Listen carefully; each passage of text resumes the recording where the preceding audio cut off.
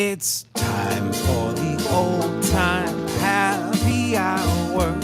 So pick up your step and smile a while. Time to sing along with friends of ours. Wink at your neighbor. I don't know if you can see it, intern Noe, but the screen is going crazy on my side.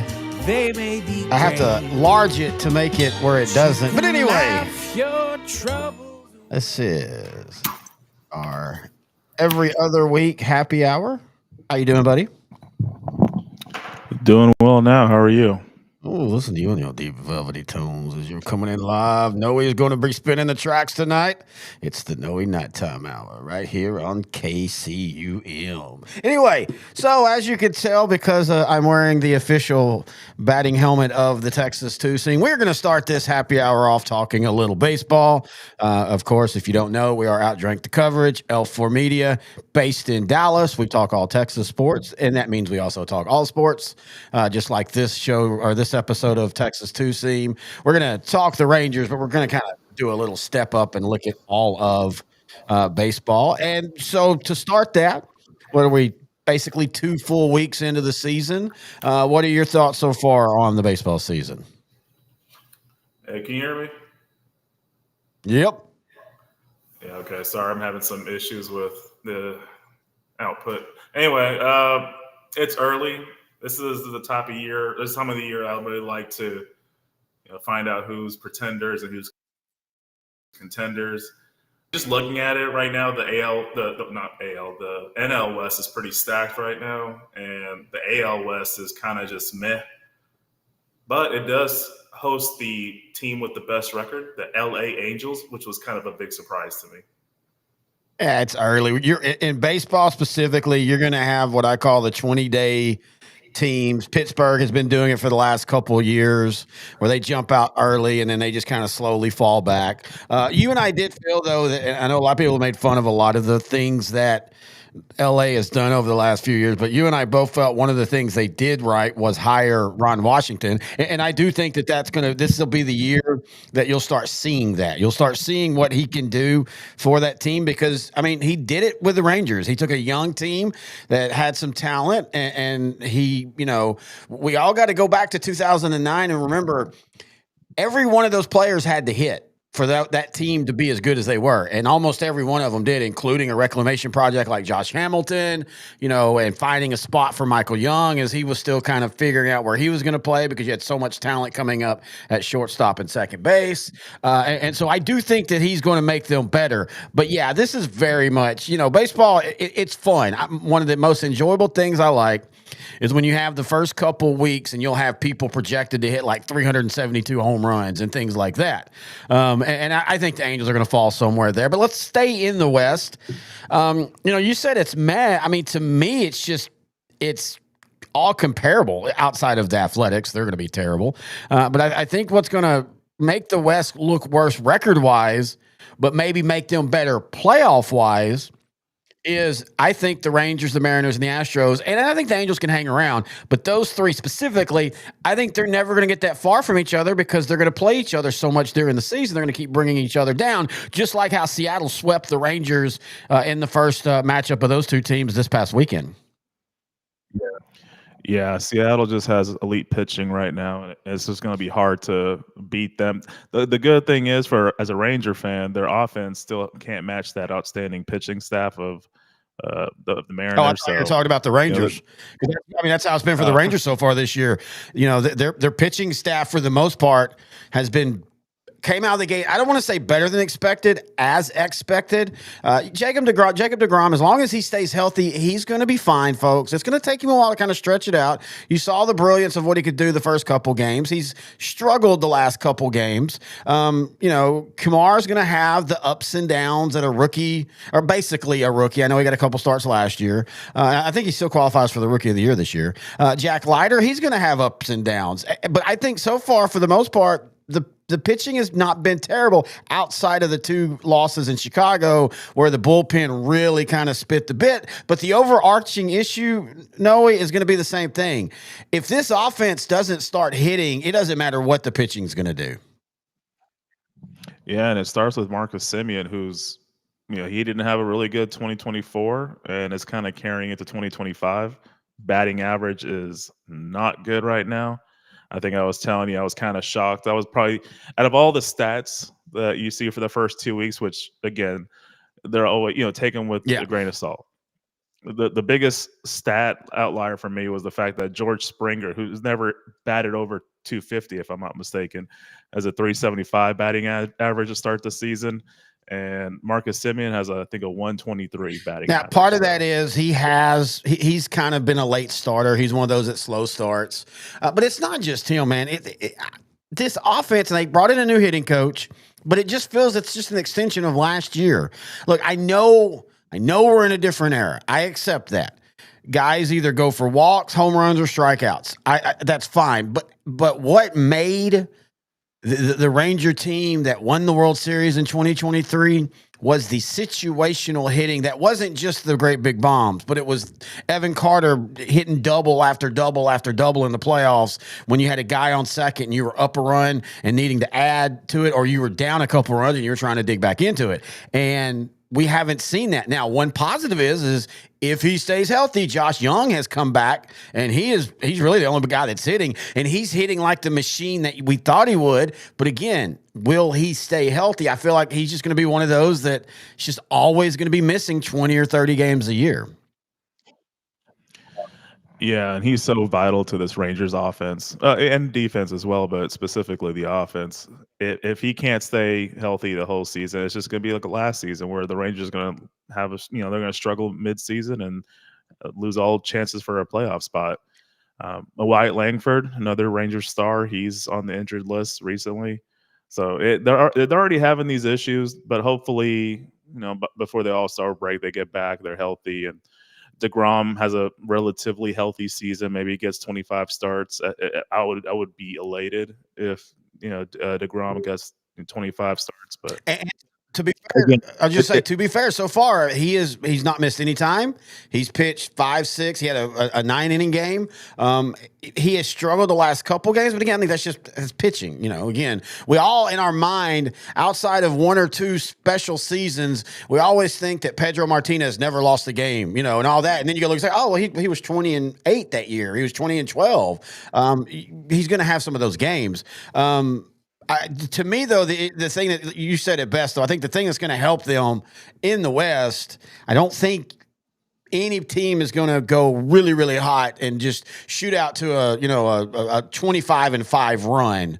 But it'd be nice if the Rangers did, because I think in this division that would set it. But we also have to remember, we're now a team that wants to make the playoffs. This is definitely the definition of this isn't a sprint. It's a marathon. And to be fair, I don't care how you got there. If you'd have told me after, so many games, they'd be 9-7, I'd be pretty happy with that, because they started off with a pretty tough schedule, and they've kind of beat the teams that we thought they would at home, and they've lost to the teams that we thought they would on the road. Now, it's frustrating that they got swept by Seattle. You'd like to at least take one on the road, but so far they're kind of playing kind of like we thought they would. Yeah, I was kind of surprised at how well they did against Boston, because Boston had a lot of high expectations going into the season, but they did really well against them. Won 3 of 4, if I'm not mistaken. Had a pretty good start. Cubs series is not good, and we just recently heard about Cubs ace pitcher Justin Steele going to be out for the rest of the year, and he did a number on Texas in his start. And then getting swept by Seattle. That's just, good for Seattle. They won 4 in a row now. They're 8-8, but. It's just not looking good right now. I think if the offense gets back to somewhat what they were 2 years ago, we'll be fine. And again, just like with the Angels, who are doing really well, but they improved on their manager, Ron Washington. I think he'll be doing great, but their big thing is, will Trout stay healthy the whole season? He already has 6 home runs on the year. He looks good. Yeah, you have so, and and everybody's they're focusing in on Marcus Simeon, and I get it, but they bring Jock Peterson over, and he has absolutely struggled. He started out really good. I think the first series, he's batting 70, folks. No number in front of the 70. .070. You've got Jake Berger, another guy that they brought in. And again, I think both of these guys will end up playing well. But he has started slow. He's batting 182. Corey Seager. Now, Corey Seager, he's actually started well for him because he's been a notorious slow starter. He's not hitting a lot, but he's hitting for power, 3 home runs, but only 3 RBIs. And then we go back to Adolis Garcia. Love the dude, but we're now a year and another start into a season where he's not making consistent contact. Now, one thing I like is he's not striking out as much right now, and he's walking. So average baseball player will tell you, as long as he keeps doing that, everything will come back to the mean. And Tom Grieve used to always talk about that. And that was one of his big things as a broadcaster when they would talk about a guy having a big start or a slow start or a hot finish or a cold finish. And he'd always say, look at their career, and 90% of the time their season is going to fall within certain parameters. No matter where they start, no matter how they finish, they'll always end up in that spot. Now, we'll have to see, because if they don't, then I mean, you're starting to talk about if this team does it again this year, where they don't have to win necessarily, but if the bats are as bad as they were last year and things like that, then you're starting to talk about, okay, we're going to have to make wholesale roster change to a roster that everybody feels like should be built for the next 2 or 3 years. All of a sudden, you might be going, okay, we need to see what we can get for Simeon. We need to see, that kind of stuff. Yeah, and today is April 14th. 2, the Rangers are 9-7, which is just relax. That's what you're about to say. Nice. I knew what you're about to say. It's telling all you Ranger fans, relax. By the way, this is peanut butter whiskey. Yes. Okay. I would like to pretend that it's some knob-nodding Croc Hill aged in 75-year barrels, but this is 99 proof peanut butter whiskey. 2 small airline bottles with a thing of ice makes you look fancy no matter what. What are you drinking, by the way? I forgot to say that earlier. I'm having some Whistle Pig Piggyback. It's hey, funny name, but great taste. This one's kind of weird. It's aged in both American oak barrels and gin barrels, so it has kind of like a gin. You have that dry aftertaste of a gin, sort of, but the sweetness of the whiskey like kind of blends in really well with the gin. I'm kind of surprised. Gin's an interesting drink. It's one that I like. I don't love tequila anymore. I mean, I don't love tequila anymore in the same way we all dated that when we were 20, the one chick that, our legs felt funny every morning because of everything, but then also you might get stabbed. That's what tequila is to me. I know the good time it can give me, but I also know the pain and heartache. Gin, on the other hand, it's like if you start drinking it at night, you're like, this is why I don't like gin, but I'm going to go ahead and keep drinking it. And then by the 3rd drink, you're like, wait a minute, I like that dry, weird aftertaste. It's one of those things. It's like when you touch the roof of your mouth after you've burned your mouth on like a frozen pizza or something, and you just want to keep hitting it. That's what gin does. But man, it just takes longer and longer for me to get there. Beefeater gin, though, I do like. I will admit that. I think I like the name. Well, cheers, buddy. I was going to say one more thing about, I guess you can't see there we go. Cheers. It's one of those nights, folks. Yeah. So last thing I was going to say about the early start to the season was the leaders in the AL right now are Detroit and the LA Angels. They're 9-6. The Rangers are only a half game behind. We know they've been struggling, but they're still there, and it's still early. So I'm not worried. I let the season play out.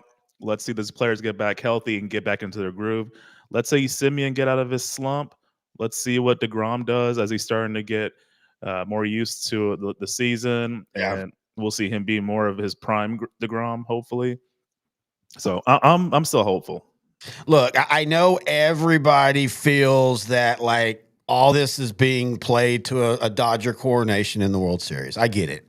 And maybe the American League right now is the AFC and the Super Bowls from about 1982 to about 1997, where weird teams would get in and get their butt kicked. But I'm going to say this.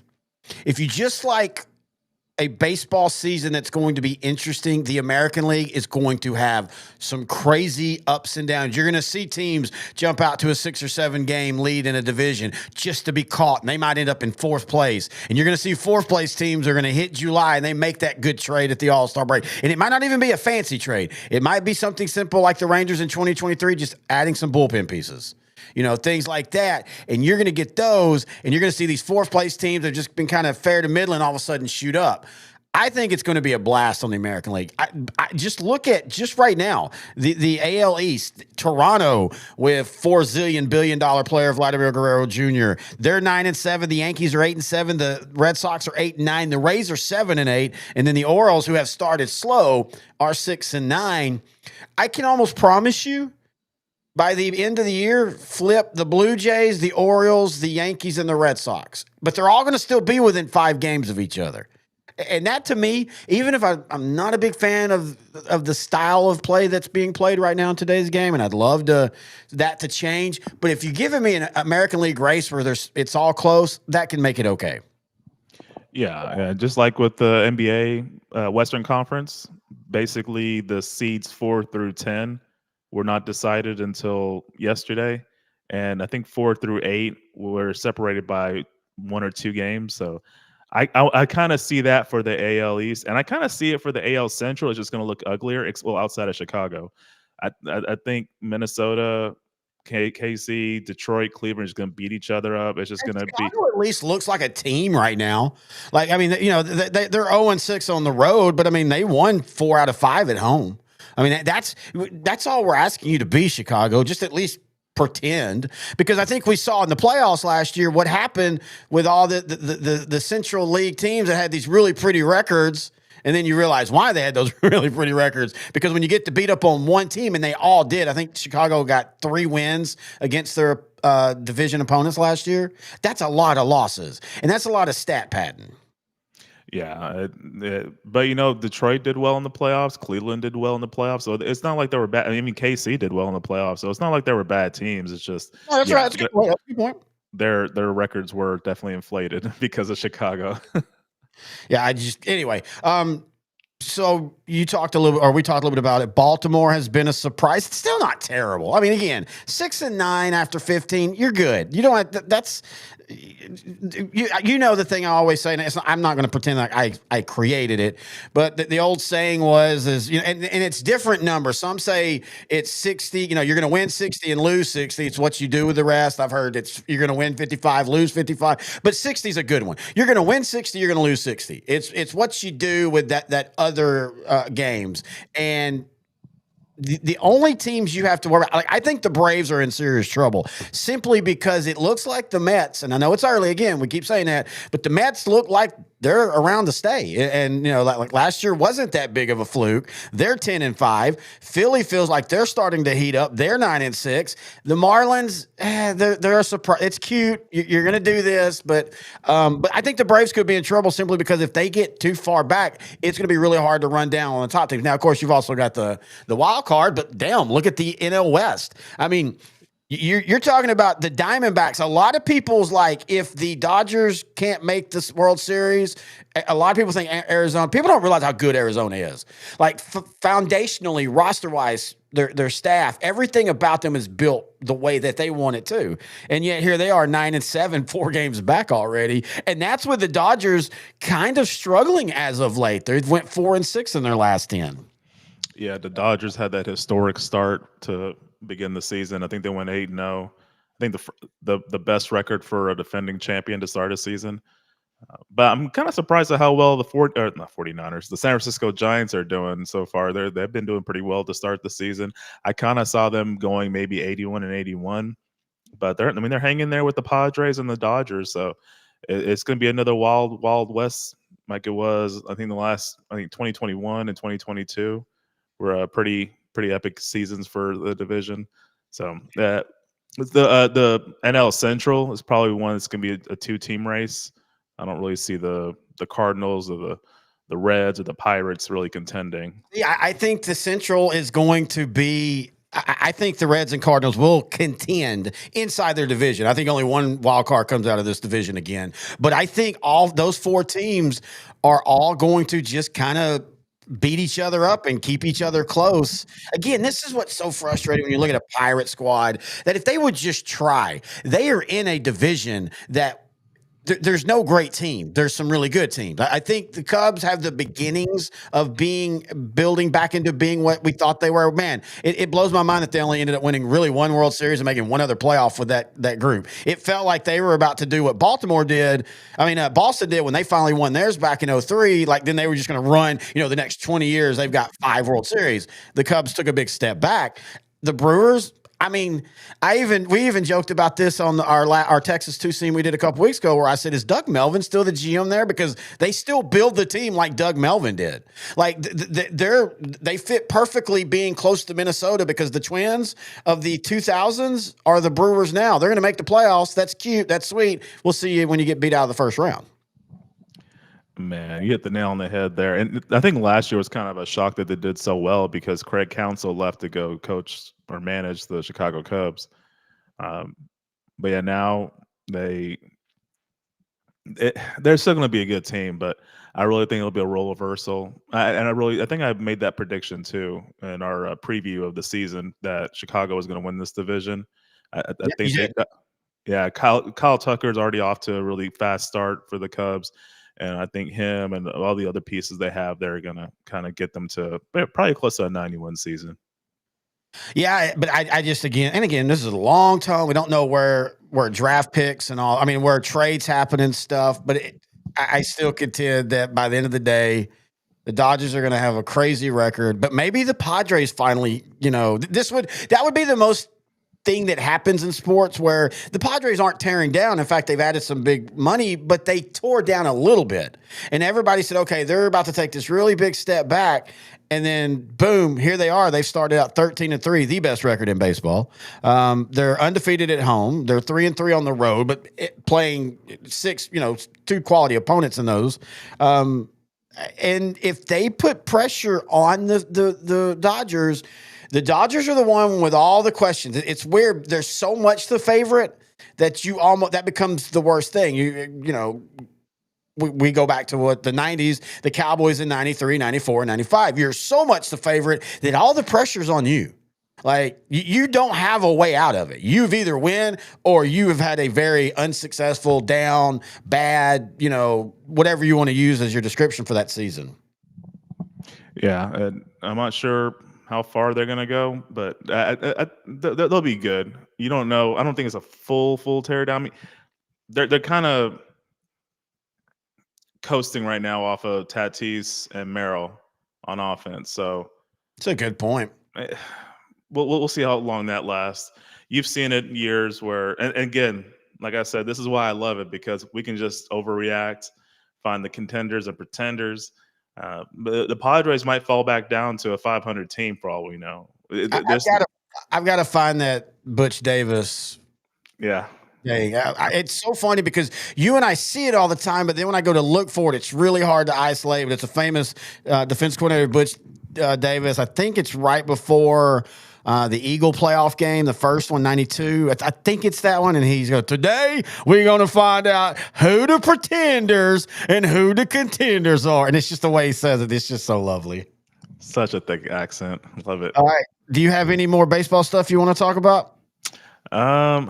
It's April 14th. Really not anything right now. Aaron Judge, he's still fantastic. Stay healthy. I want him to stay healthy. I want DeGrom to stay healthy. I think Judd legitimately could make a home run record run if he can get 155 games in. Oh yeah, easily. He's so dangerous. Him and Shohei Ohtani are the most dangerous hitters, and I would say, as far as hitting goes, I think Judge is even more dangerous. No, I agree. But is that it? Is that it on baseball? I believe so. Let me do a double take. Here we go. Here we go. Here we go. Here we go. It's time. All right, now it's time for the second part of the Happy The Hour. reason I did that was so I could cut that later, and we'll put that up as the Texas Two-Seam Show. Each and every week, we will have a Texas Two-Seam show going forward. We wanted to get a couple weeks into the season. Noe will join me for some of those. Grant Goodwin's going to probably join me for a couple of them. We're going to get some of the guys from some of the Facebook pages. I'm going to work with getting some media. Ryan Fox might be joining us for a couple episodes as he's back in Texas. So what this is tonight, and we'll redo the beginning. Intern Noe, the pro, the commissioner. How are you doing? What are you drinking? I'm doing well, sir. I'm having some Whistle Pig Piggyback, aged in American oak and gin barrels. How about you, sir? I am sipping on 99 proof peanut butter whiskey with some ice. And when that gets done, I've got my Old Faithful ready to rock and roll. All right, so this is an off season. We've got the draft coming up. If you haven't noticed, we've been doing daily or almost daily. I don't put them on the weekends because the numbers are just completely dead on the weekends.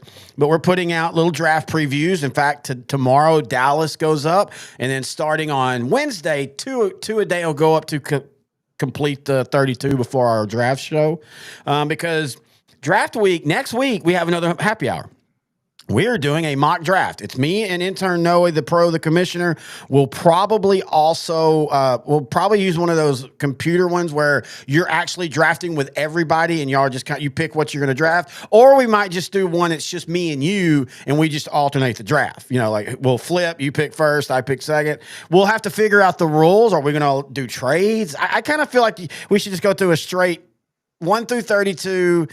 We can work some trades, but the issue when you start doing the trades is you have to kind of keep up with everything you're doing. I mean, it gets real intricate if it's two people doing 32 teams, basically 16 teams a person. So we'll figure that part out. But it's gonna be fun. I've never done a live mock draft on a show. I've always told you I love drafts. I love draft night. I love reading mock drafts. I've just never been big about doing them on my own because there's just so many different things you could think of. But I think we'll have fun doing it. Yeah, we'll have a lot of fun. In real life, has not been a trade yet. First time we've went this long without a trade. And Adam Schefter was talking the other day. He's like, I'm not hearing a ton of chatter about trades. And of course, there will be. Somebody will go up to get a couple spots because they're going to want a wide receiver or a tackle that might not be there. But I don't think we're going unless the Saints, with the news that Derek Carr might be this feels fake. I ain't gonna lie. All of a sudden in April, after he basically said to the team, if you don't pay me, I know my worth. And all of a sudden now he might miss the year. Is this a wink and a nod to him? Like, hey, because here's what people don't understand. When you have a guy that misses a full year and he's a big salary cap hit, you can get salary cap insurance, which softens the blow. You don't have to pay it out of your actual pocket. Insurance pays, but it softens your cap hit. I could see a world where they go to Derek and say, look, dude, why don't you just take the year off, $20 million, get healthy, make one more run. We'll release you at the end of this year. You make one more run, and we're going to figure out what we're going to do with the quarterback. So I could see the Saints maybe trying to make a big jump up into the top 5, even though I still feel like they're going to want Jackson Dart, and they might be happy where they get him.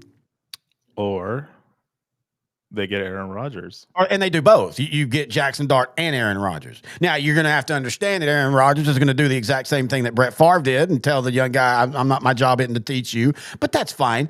I actually appreciate what Aaron Rodgers said about that. He goes, I think people misunderstand that, like, you can glean stuff from watching somebody. Like, you learn by watching them as much as him saying, well, now watch me here. I'm going to do this. And so, I think the Saints could do both, but you're only going after Aaron Rodgers if you think you're a playoff team. And that's the thing that you and I have talked about with the Saints. They're so confusing because they are acting like they feel like they're a Super Bowl contender with some of the moves they've made. Well, when you think about it, if Olave comes back healthy, if Shaheed comes back healthy, they got a really good tight end, Juwan Johnson. They still got Alvin Kamara, who still has another year or two left of prime. He quietly last year had a great season. Because of how bad they were, it got lost. He had his best season since like 2018. And their defense is getting old, but they still have some key pieces. I think they added some in the offseason. I still don't know what they're going to do with that number 9 pick. I don't think they should get Jackson Dart that high. And I'm not sure if the Steelers might try to get him in the 20s or he does fall into the second round. I really don't know he's like a big question mark to me. He's not worth first round talent, in my opinion. I saw how he played in big games. I'm not a big fan, but he has that intangible where he can make that hard throw. It might just be the system at Ole Miss too that kind of gives me that impression. But if I'm not a scout. I'm not the expert like they are. So I mean, you are the commissioner. I am the commissioner, and I am the champion. I am the champ. I told you I was going to find a way to use that every show until fantasy football starts next year. Congratulations, reigning, defending, 2-time champ. Actually, what I'm going to do, there will be no league next year. I will just be called the champion. All the votes went to my way. It was wonderful. I'm negotiating 70% tariffs on anybody that tries to draft against me. So it's going to be beautiful. No, I disagree with you on Jackson Dart. I think he is first-round material. I like Jackson Dart. I think Jackson Dart might end up being the quarterback that lasts the longest of anybody drafted in the first round. Sanders now feels like he's on that Aaron Rodgers. If he doesn't get taken in the first 4 picks, it feels like a lot of teams might be out on him, right or wrong. I'm not saying that's a good thing.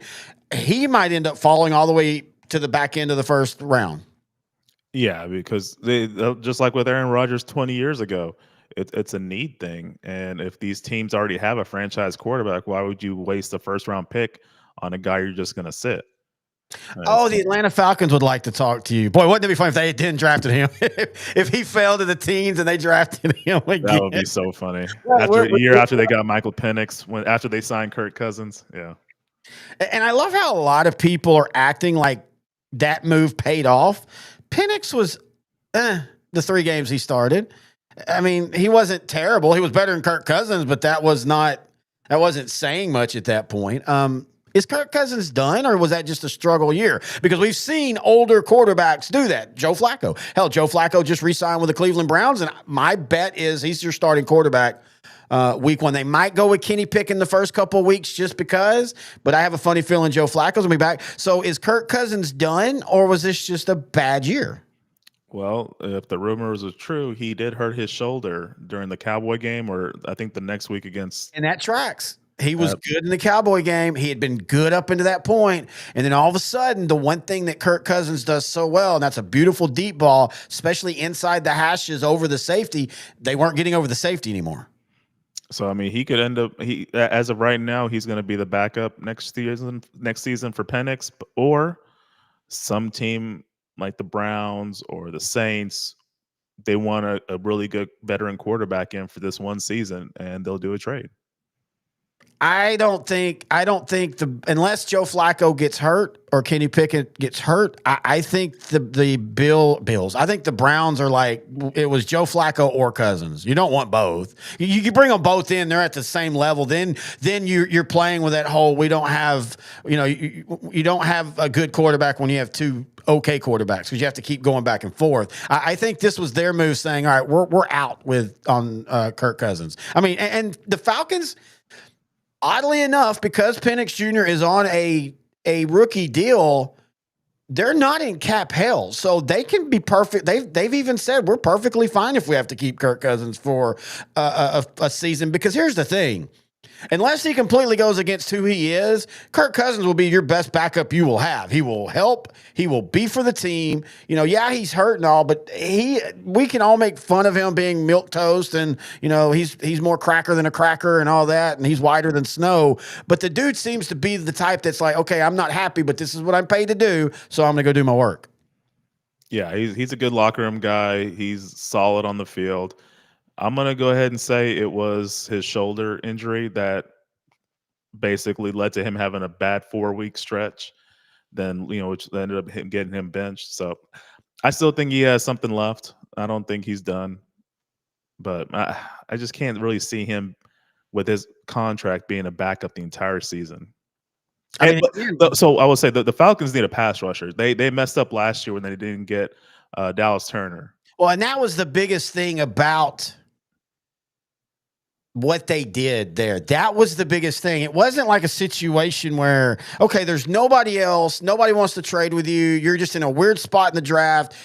F it, you got to take him. He's your only choice.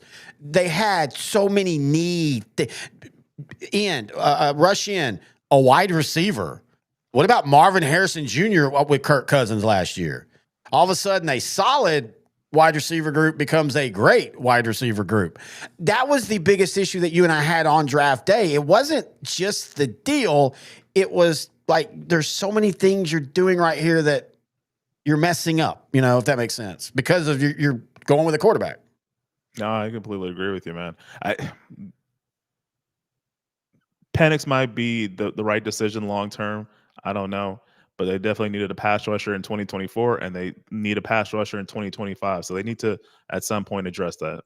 Now, and to be fair, they did get Judon in a trade, and that seemed like the right move. And he's, whether, again, end rushers are kind of like quarterbacks. As they get older, they can have an off season out of nowhere. But he wasn't getting back to the quarterback at all. He wasn't even getting pressure rate. He wasn't getting wins. I mean, he overnight, at least initially, looked like he just got old overnight. Yeah, it was kind of weird. I wonder if he's going to be on a team next season. I don't know if he signed with anybody yet. I didn't hear anything, but I'm curious to see how he does in 2025. I wouldn't mind if the Cowboys kick the tires for a reasonable price. Well, yeah, again, bring in, that's the one thing you and I liked about, what's his name, the defense coordinator now, Washington coach. He believed in, I don't need, if I get a Micah Parsons, that's awesome, but give me a Micah Parsons and then give me 75 other guys that I can use situationally. That's what you do with a guy like Judon right now. You give him 10 snaps a game. Kind of like what Buffalo was doing with Von Miller. And I wouldn't mind, if Von Miller said he wasn't retiring, I wouldn't mind if Dallas would have talked to him.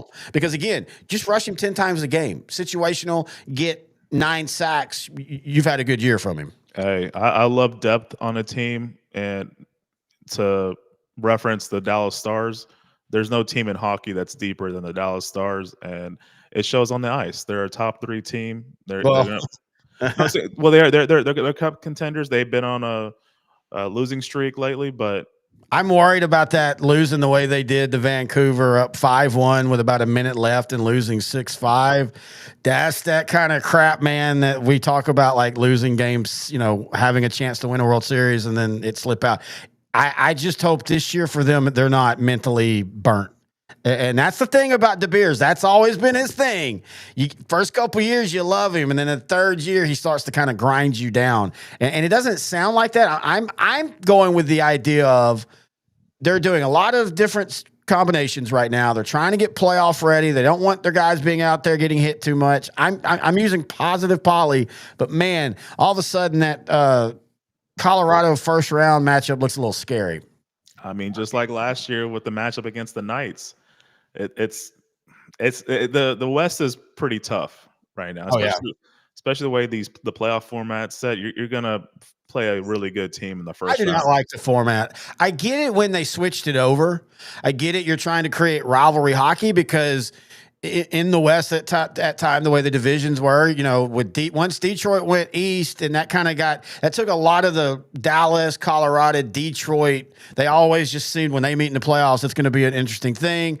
But I think it's time to go back to. I'm tired of playing Colorado, Calgary, Winnipeg in the first. You know what I'm saying? You've got to basically be the number 1 seed to get a different matchup. Other than that, you're going to play somebody you've already played 8 times a year. Hey, and congratulations to Winnipeg, who, if the Mavericks make it out of the first round, if the Stars make it out of the first round, Winnipeg Jets, who are for the first time in their franchise history, they won the President's Trophy as the team with the best record in hockey. So they're getting beat in the first round because that's what happens to the teams that win the President Trophy, it seems like. It's been an unlucky streak for President Trophy winners, unfortunately.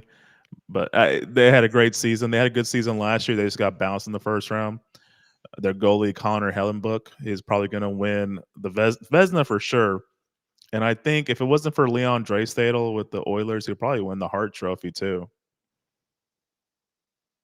All right, where do you want to go next? Let's see. Oh, you know what? Since we're talking about football, we'll pivot from football after that because we're going to do a lot next week with the draft and the draft preview, not draft preview, the mock draft, and then the actual live draft show. So tell me about this 1981 Chargers Super Bowl Week 14. I don't know what you're talking about. Huh? Okay. I didn't. What? Why are you wanting to do this? Now, so I'm right now in the process of editing together highlight packages for about the top 40 players in the NFL draft. So last year we thought about doing this, but we kind of waited too long. And then we realized while we were doing the show last year, there's so much time between the picks. So I'm putting, just basically finding some highlights, trying to make about 5 minutes worth of highlight video per player. And I don't need sound for that because we won't play sound. We'll just play video. So when I'm doing that and I don't have sound, I like to watch NFL film stuff. And one of the things, and they still do them, but one of the things that they used to do every year, and it was on This Is the NFL, is the NFL Films would basically give you about a 5-minute recap of every game for that week, and they would put it in one video. It's about 45 minutes long, sometimes hour. And, they would just literally go through each game. And so it was 1981, week 14, and the Chargers lose to the Bills at home 25-24. That is basically the game that put the Chargers having to go to Cincinnati for the Holy Crap It's Cold Bowl. And basically you could say probably lost them the AFC title game. And I started realizing, everybody jokes right now, the Cowboys, they haven't been to the Super Bowl since 1995, blah, blah, blah. They're cursed, all that. And I laugh at that because I'm old enough to where I got to experience the Landry success, the 90s success, and the last 30 years suck, but I still have, 4 Super Bowls that I watched where they won, and I'm still happy. And so I start going, no, a team like the Chargers are cursed. Because think about this. And we're not talking about their AFL days. They were great then too, though. The Chargers have never been a team that was completely terrible for huge, long stretches of time. They've dug themselves out. But they had, at one point, a Super Bowl, a Hall of Fame quarterback, a Hall of Fame tight end, a couple wide receivers that could be Hall of Fame, a very underrated offensive line in the 70s, and they never got to the Super Bowl. They had in the 2000s a pretty damn salty defense that people forgets about, a borderline Hall of Fame quarterback that the only reason Phillip Rivers will not be a Hall of Fame quarterback is because if he doesn't get in, I think he will, is because they didn't get to the Super Bowl. That's, how quarterbacks are held. They had a top 4 of all time running back in LaDainian Thompson. They had a really good offensive line. They had really good wide receivers, a great special teams. They never made it past the AFC title game. But you take one of their weakest playoff teams, the 1994 San Diego Chargers, and those sons of bitches end up in the Super Bowl just to get their arse kicked. That, to me, is the epitome of a cursed franchise. That's why I wanted to bring it up. You bring up 94, and the team I like to bring up is the Dolphins that year. Yep. Because that's a team, there was a Pete Stoyanovich missed field goal in the divisional round at San Diego.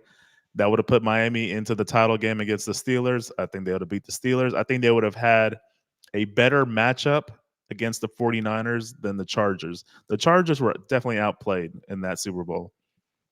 So I really that's another thing. I think that's a missing ring. 94 Miami Dolphins. The thing about the Dolphins is they're one. We remember the Don Shula of the 70s, and then he transformed himself from a 4 running backs play action pass team to Dan Marino and the Mark brothers and just an offensive that was ahead of its time. To in the early 90s, he kind of was an in-between because Marino was missing more and more and very underrated what he did, in my opinion, in the 90s with the Dolphins. But the problem is boy, that Dolphin team sure seemed to collapse a lot. Or we've talked many times about 93.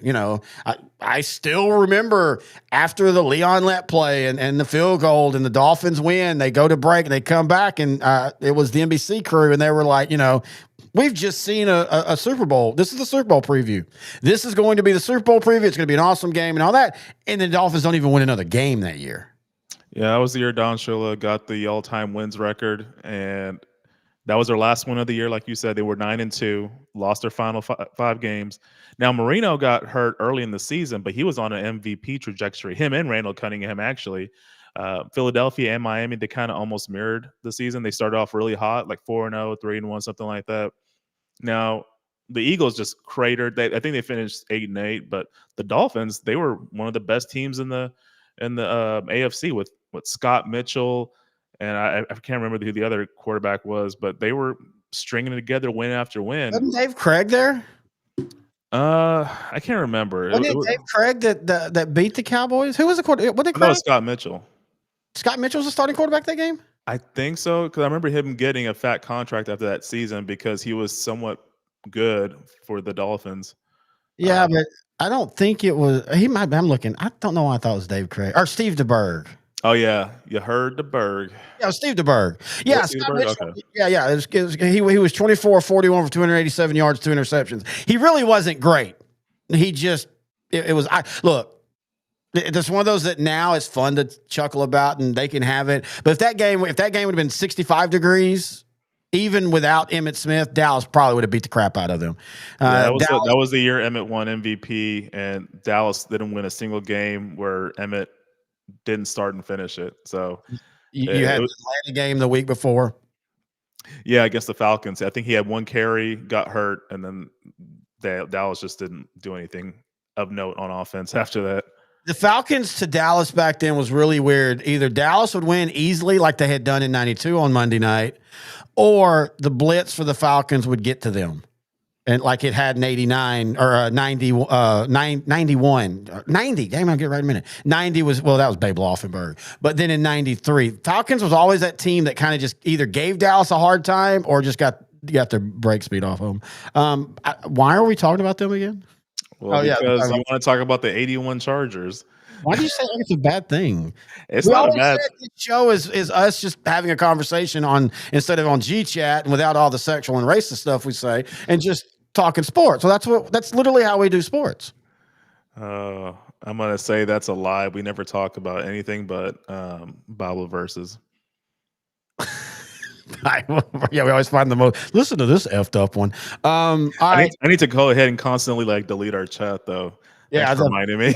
I'm telling you, man, if we ever want to run for office, let's flip over to the NBA, or as we're calling it now, Days of Our Lives. Man, the drama. We know all about, of course, Luka. He comes back. I thought that'd be the only shocking thing that happened this season was the Luka trade. But the game went exactly like for the Mavericks, like it is. They actually played the Lakers for 3 quarters. Toe to toe. They actually were up 87-85 at one point. It's almost like they were missing a big time scoring threat to get them over the top. I got to ask you this though. If you're the Laker fan, are you a little concerned like he was still crying and all that? Like this kind of has that Freddie Freeman going to the Dodgers thing. And of course that one turns out he kind of got screwed by his own agent. Luka got screwed by the Mavericks.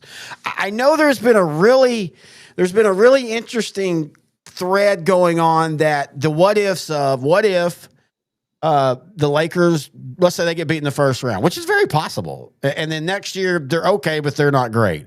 And what if Dallas cleans house? They fire Nico. I don't know if they fire Jason Kidd, but you fire Nico, blah, blah, blah. You basically reset. And then is there a chance that Dallas goes after Luka in 2 years in free agency? I mean, that'd be cool, but I think the value would go up. But this team is built specifically for a superstar like Luka. That's how they made it to the finals. So this team is still that team, but instead of Luka, they have a older and not as healthy Anthony Davis. So he's played well since he came back. He has played well, and I could see Dallas winning 3 games and getting into the playoffs.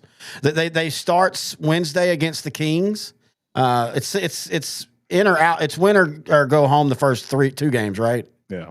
So I could see them beating the Kings. Kings are in no better position than Dallas. And to be fair, when Anthony Davis has played and been healthy, and the Mavericks are as healthy as they've been since before Luka, really before Christmas, I could see them getting into the playoffs. But again, how are you going to rely on Anthony Davis to be playing 3 out of 4 or 5 nights when you can't even count him to play 5 games in a row? Hey, it doesn't really matter what happens in the play-in because their first series will be against OKC. And I know they beat OKC a few times this year, shockingly. Oklahoma City, 68-14, number 1 overall seed in the NBA. But all those are with Luka, right? I think all those were, with Luka in the lineup. So I don't think SGA and company are gonna drop 1 game to the Mavericks, but Yeah, I mean, I could see them beating the Kings. I could see them. It was Golden State and Memphis on the other side. All four teams are good, okay, very flawed teams. Yeah, definitely flawed teams. Well, John Morant can't get out of his own way, and then Golden State's just getting older. But yeah, but I like Golden State's defense, especially with Jimmy Butler uh, coming into the team with the trade. Boy, he is. The big question with him is you never know, is he going to take not being alpha dog? And maybe it's because Curry has the rings and everything, but it feels like he's kind of found himself as, I'll be your number 2 guy. Yeah, I mean, he wanted to get out of Miami so bad. I'm not sure why. It seemed like there was a good relationship there, but I guess I didn't know the whole story. I've always liked him, even when he seemed to be a troublemaker like in Minnesota and stuff. But the reports, if true, of him being mad that they made him start flying with the team and stuff, that's a little like, okay, dude, come on, man. Like, I know you're a superstar, but you can fly with the team and anything. And that's why you don't know if he's going to fit himself in. But still, none of that is as big. This isn't, well, I don't want to say it's quite as big as Luka, but I think with Denver firing both former Maverick GM Calvin Booth and head coach Mark Malone, and you and I are like, what's going on? And then we find out basically those two have been at each other's throats for the whole time they just didn't have it. The fact that they won a ring, to me, is a testament to both of them figuring it out enough. But apparently they didn't like each other. A lot of the players were unhappy, and I actually applaud the Nuggets. Instead of keeping one and that guy being the winner, there's like, you know what? Screw it. We're going to get rid of both of y'all. We've got a decent roster that we can get any coach that we want, probably, as long as you keep Joku from jumping ship. And I do feel Joku to the Lakers is a legitimate possibility. Him and Luka have always talked, because that was always the thing was, let Joku get his championship in Denver, and then he can come over to Dallas for the last 3 years of his career. And, I feel like that could be the Lakers now, but if they can keep him, they should be able to get any coach they want. Oh yeah, prime Jokic, prime Luka together, and then you have. I mean, just the Nuggets. So I'm talking about if Joku does stay with the Nuggets, I think the Nuggets can get any coach they want. Oh yeah, for sure. I mean, yeah, Jokic just averaged a triple-double for the entire season. You definitely want him there, and then you get Jamal Murray healthy. The Nuggets are a very attractive landing spot. But yeah, if the rumors were true, apparently the head coach Malone wanted to keep the core players after that championship team. And then Calvin Booth said he wanted to just build through the draft. So that's why Malone got mad when they lost Pope, when there was a couple others, the defensive stalwart that left after that title winning team. So there were some key pieces that left that kind of hurt the team last season, and you kind of saw it this season too.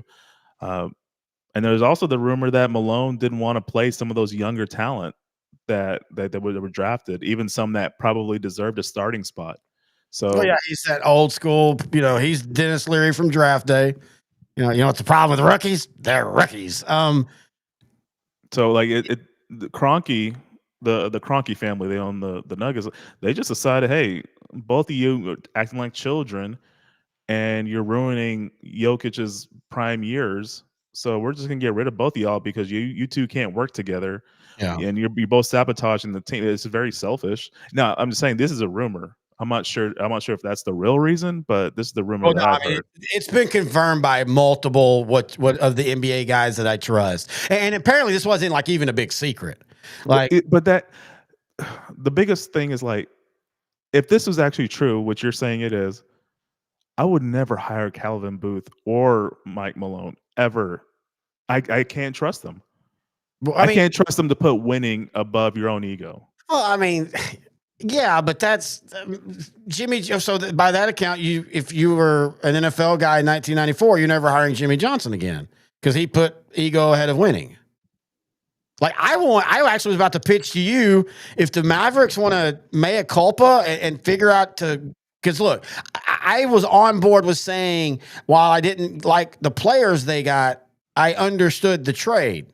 but the obvious impact it has had on this Mav base has done. I mean, it doesn't even matter now if Anthony Davis comes back next year, plays 70 games, and the Mavericks. I mean, the Mavericks, if they won a title, maybe, but I don't even know if that's going to work anymore.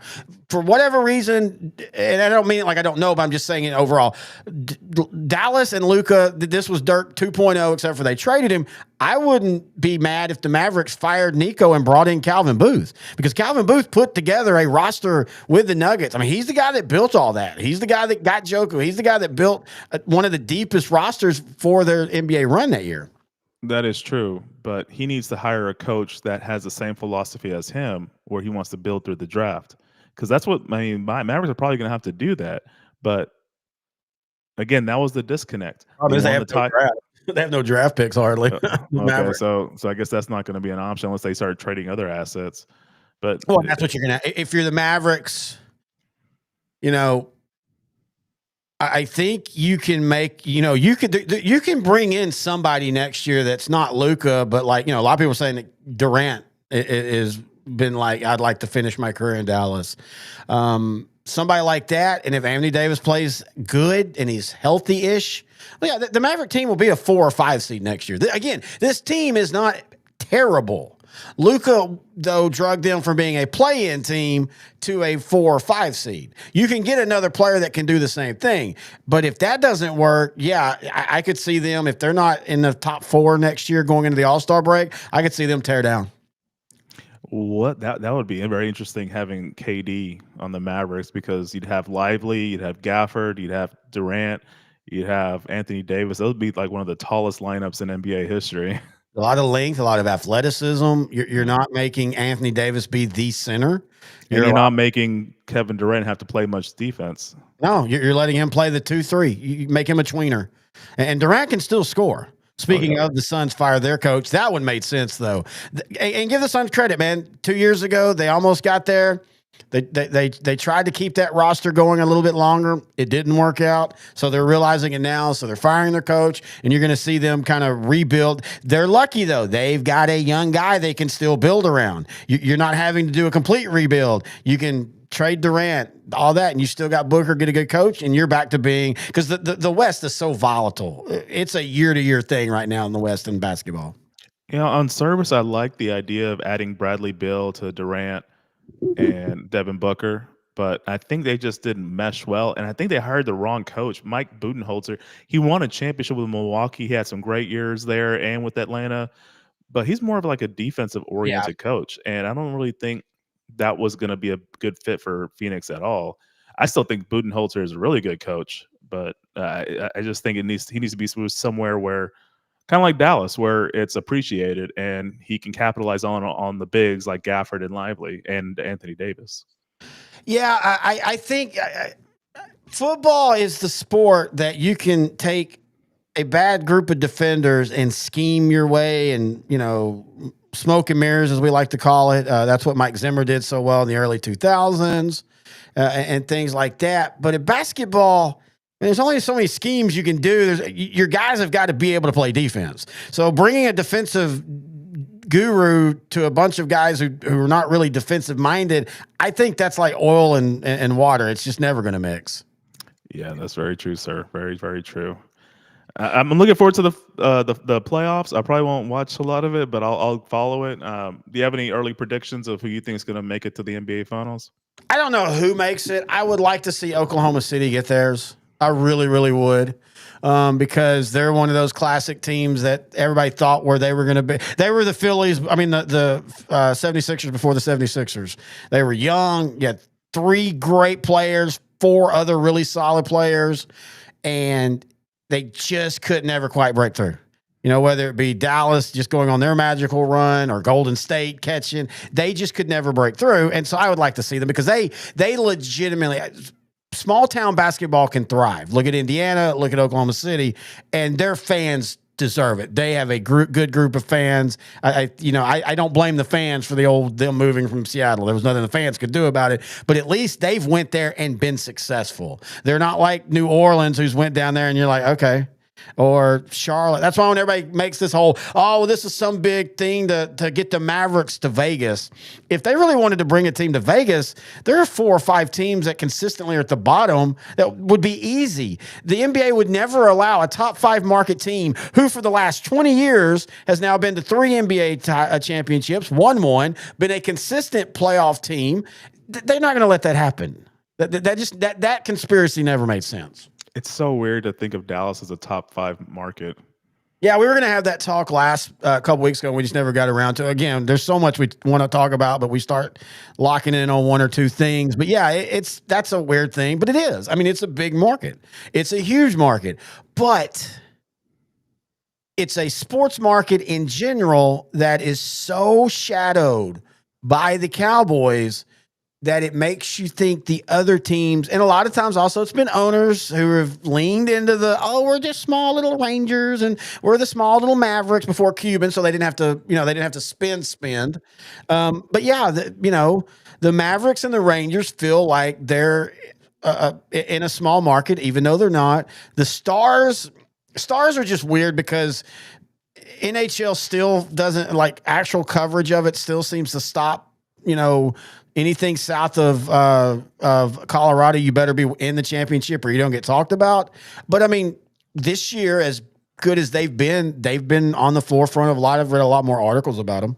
Well, it's pretty interesting. I think this whole decade, South teams have won the Stanley Cup.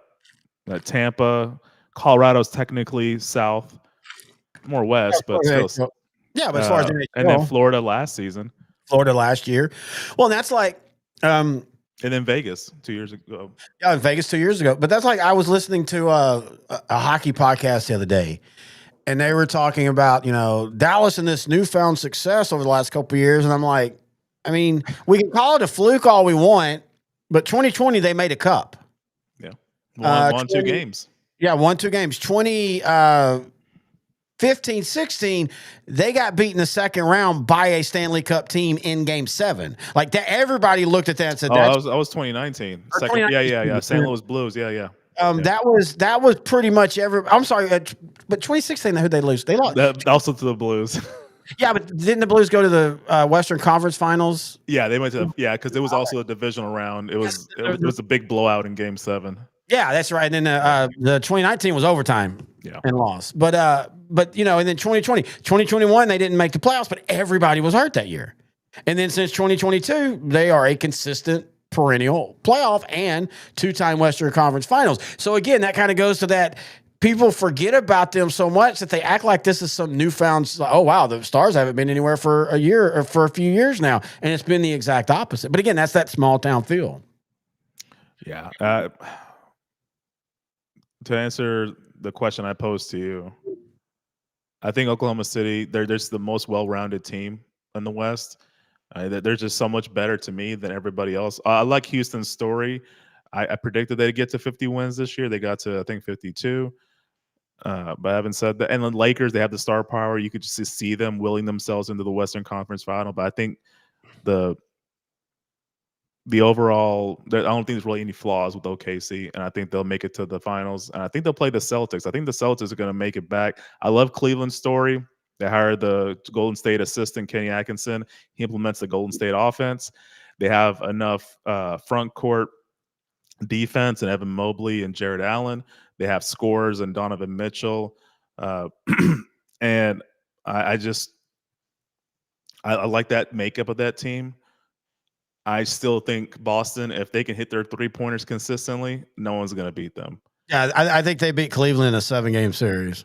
And then I still think OKC because I think that OKC has the best defense in the NBA, and I think they could muck it up with the Celtics for 2 or 3 of those games to turn the tide. And I really think OKC can finally do it.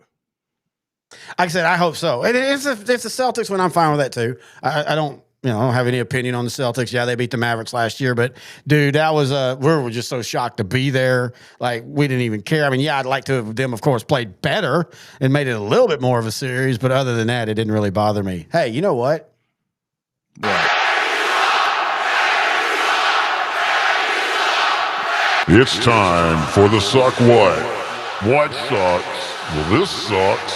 That sucks. Oh, the week. It is Suck the what? Suck What of the Week, where crawfish culture meets Cajun style. Go to www.suckwhat.com. Find them on Facebook. 30% off of your $50 purchase. All you have to do is use the code SUCK30, or what Noe does on a Friday night. And they have all the great, they have everything from cooking pots to seasoning to t-shirts to hats to stickers. It is the Cajun lifestyle and a little bit of Cajun spice. So our Suck What It Sucks of the Week is one of those that I'm not real sure what part of it sucks. It just all feels weird. And tell us what we're talking about. Former Tennessee quarterback Nico Iamaleava. Or as his name is spelled, I am a Leva. I mean, he told everybody right there, hey, I'm a Leva. Sorry, I'm out. That's like saying, what's your astrology? I'm Gemini. I'm Libra. Oh, I'm a Leva. Oh, you're going to leave. But anyway, go ahead. So he, of course, college athletics, we have name, image, likeness, NIL. These athletes get paid aside from free scholarship.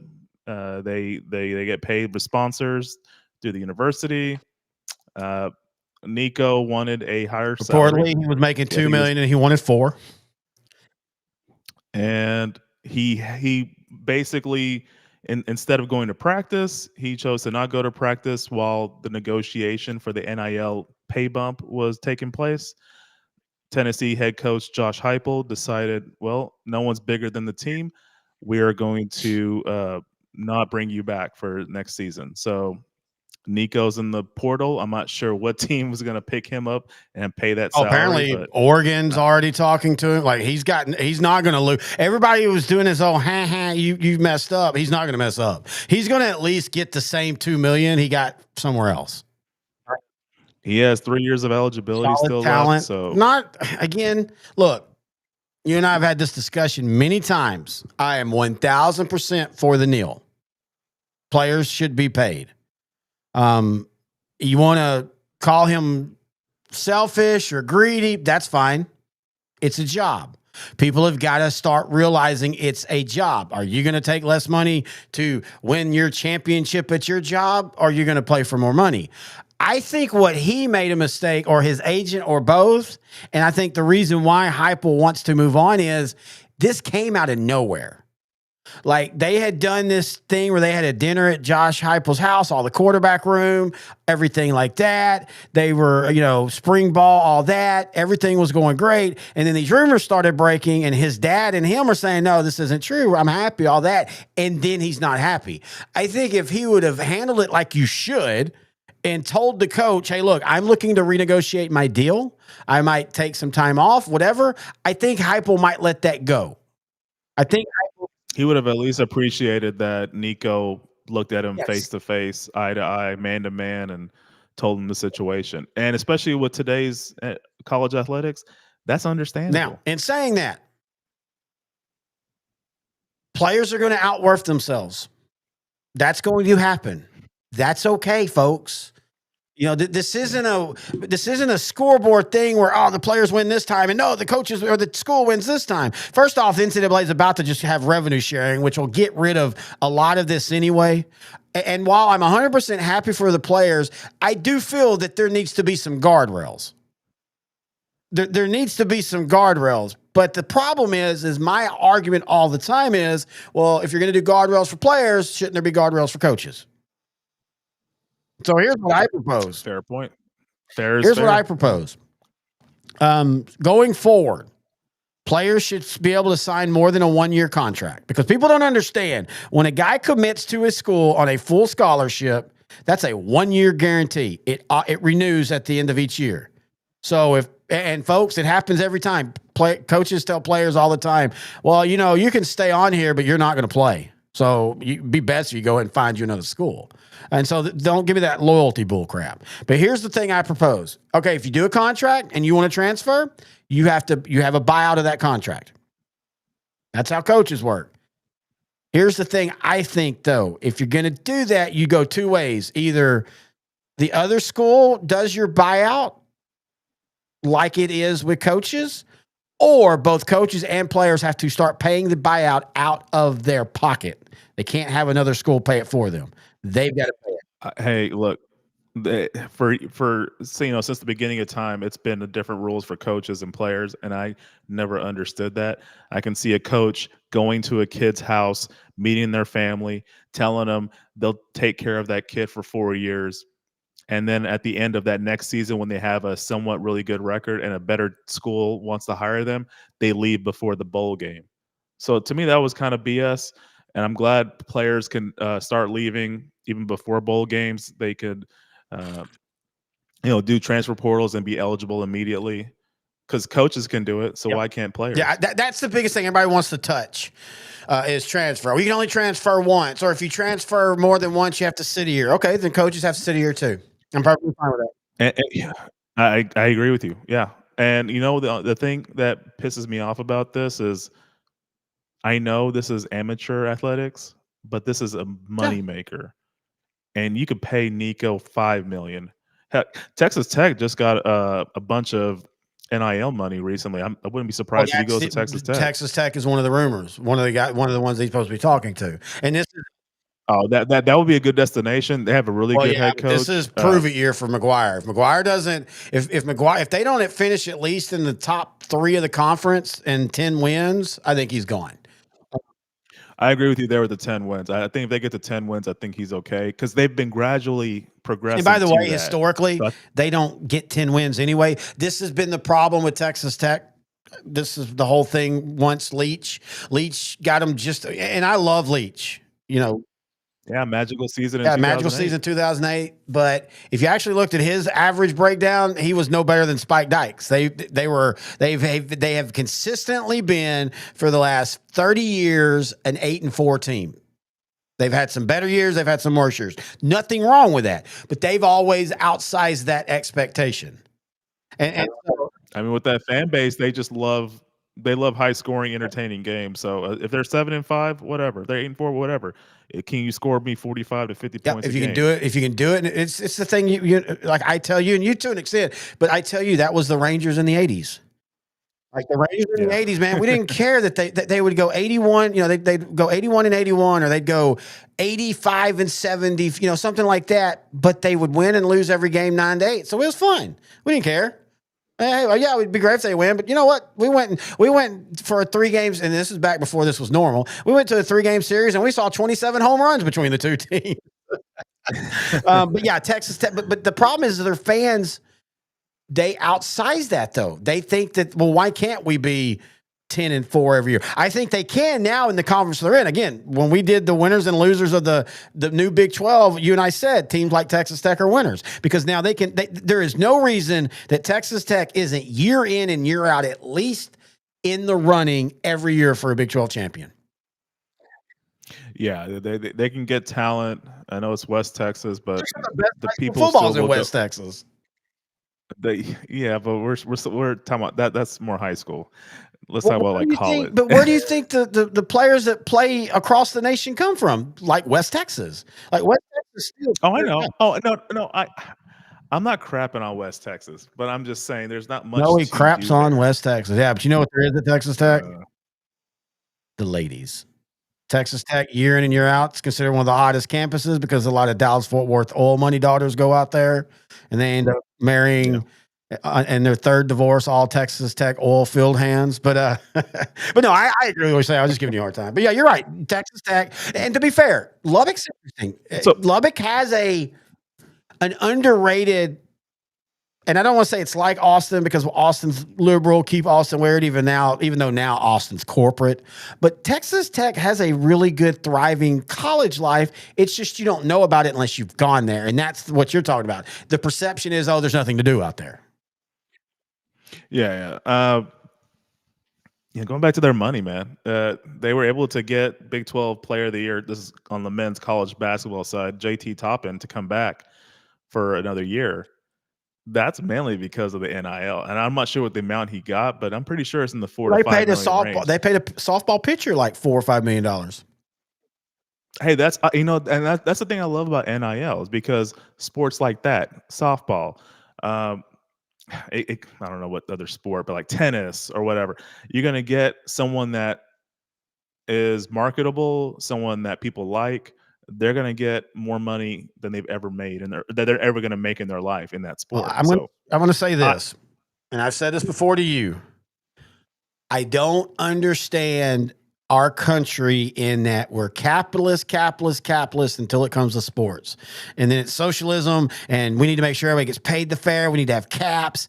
Kids shouldn't get, college football players shouldn't be getting life changing money. Why not? Like that's literally, go read and all the great rich people that didn't come from money. And there are billionaires that didn't come from billionaires. They all basically quit college and started their own businesses. Nobody was saying that Gates, when he was starting Microsoft, oh, no, wait a minute, you're in college. You can't make that money. No, I mean, that is look, I get it. That's what you grew up with. And because they didn't get paid, you have this false sense of loyalty. Like, yeah, there were kids that were great players that went to Texas because they love Texas, or they went to Oklahoma because they love Oklahoma. But there's also great players that only went to Texas because they got the recruiting offer was better, or they just felt it would work. They had nothing to do with Texas before then. So quit with this idea that it's all about loyalty. It's not. And especially with how much schools and coaches and networks and apparel companies and bowl committee people and media, all of them, how much money they have made on the backs of college football and college basketball, and to an extent college baseball, and on and on and on. The idea that they shouldn't be paid is absolutely stupid to me. Hey, you're preaching to the choir, sir. I got late breaking news. Dallas Wings select Paige Buckers. Oh, really, Paige Beckers. Buckets Beckers. Number one overall. I like this. You and I were talking about this before. There had been some rumors that she might say, look, go to the West Coast. That's where I'm from. That's where I love to live. That's where my profile would work and all that. And apparently, like the Wings took a contingent up to talk to her and I guess laid out, like, this is why we want you here. You know, what you can do. And again, you're in a top 5 media market. And hey, look, if the Wings were to start to win, people will go to the games. I've always said that, Texas, the state of Texas sports fans, it's not just about football. It's because they're good at football. Look at what when the Mavericks are good, look how many people they're putting in the seats. When the Rockets are good, when the Texans, all through the state, but especially in Dallas, if the Wings come out next year and they start hot and they're, I don't even know how many games they play. I think 30 or something like that. But whatever, if they're playing at 670 clip and first place, they will start putting people in the seats, especially if she's as exciting as what people say. And they've also got a 12th pick. And then they got the first pick in the second round as well. So the great thing about women's basketball, even more than men's, is you can literally transform your team overnight. 3 years ago, everybody thought the Wings had been built for the future and were about to be one of the best teams. They made the playoffs, they won a round, and then it just all fell apart. So, but I really like this. I think this is going to help keep the Wings in the state in Dallas. They've upped the games. Last season they played 40. So now it's changed a little bit, but yeah. Paige got number 1 overall to the Dallas Wings. Just won a championship last week with the Yukon Huskies. Congratulations, that was their 12th. We got a winner instead overall. Of that Samantha Clark or whatever that player was last year that nobody remembers. We got a champion. I will say this though. The WNBA is seriously about to have an issue with the Unrivaled League. That also relates to Paige Beckers because, she just signed a 3-year deal with Unrivaled. It's a new league. They do 3-on-3 basketball. It's Ice Cube's league. Ice Cube's league, yeah. Part of that old pros and old college stars league that's been apparently this sells out like everywhere it goes, and it's kind of weird because they play as teams, but they kind of, if I'm not mistaken, they're kind of using that world football model where they kind of just play all around. Like you're not like you might play for, I don't even know if they have city names, but I think they all play like in the same area at a given time. And so it's like you end up seeing like 5 different, 3-on-3 matchups in a night. I mean, I haven't watched one, but I mean, it was founded 2 years ago by Nafisha Collier and Mhm. Breonna Stewart, two star players in the WNBA. They made 27 million in revenue in their first season, which was I think double the amount that was Yeah. projected. So this is to your point, like this is a hot thing. I don't know if they realized how popular this would be, but yeah. And I think Paige is going to make more doing on this 3-year deal than she'll ever made Yeah, on her sure. rookie Yeah, she will. WNBA She'll make deal. more in 1 year So than she'll make for her whole rookie deal. And eventually, it's going to be fine because for the most part, younger players are going to want to do both, but you're going to get somebody that's going to go, okay, I can go make 20 million over here playing 3-on-1 or 3-on-3 and have 9 months off a year. So I'm just going to do that and be able to live my life. I mean that's a great cost benefit analysis. The the benefits outweigh the cost in Yeah. that scenario. I think just because the WNBA South, so Paige as a number one overall pick, her rookie contract's gonna be about 78,000 a year for a 3 or 4 year period.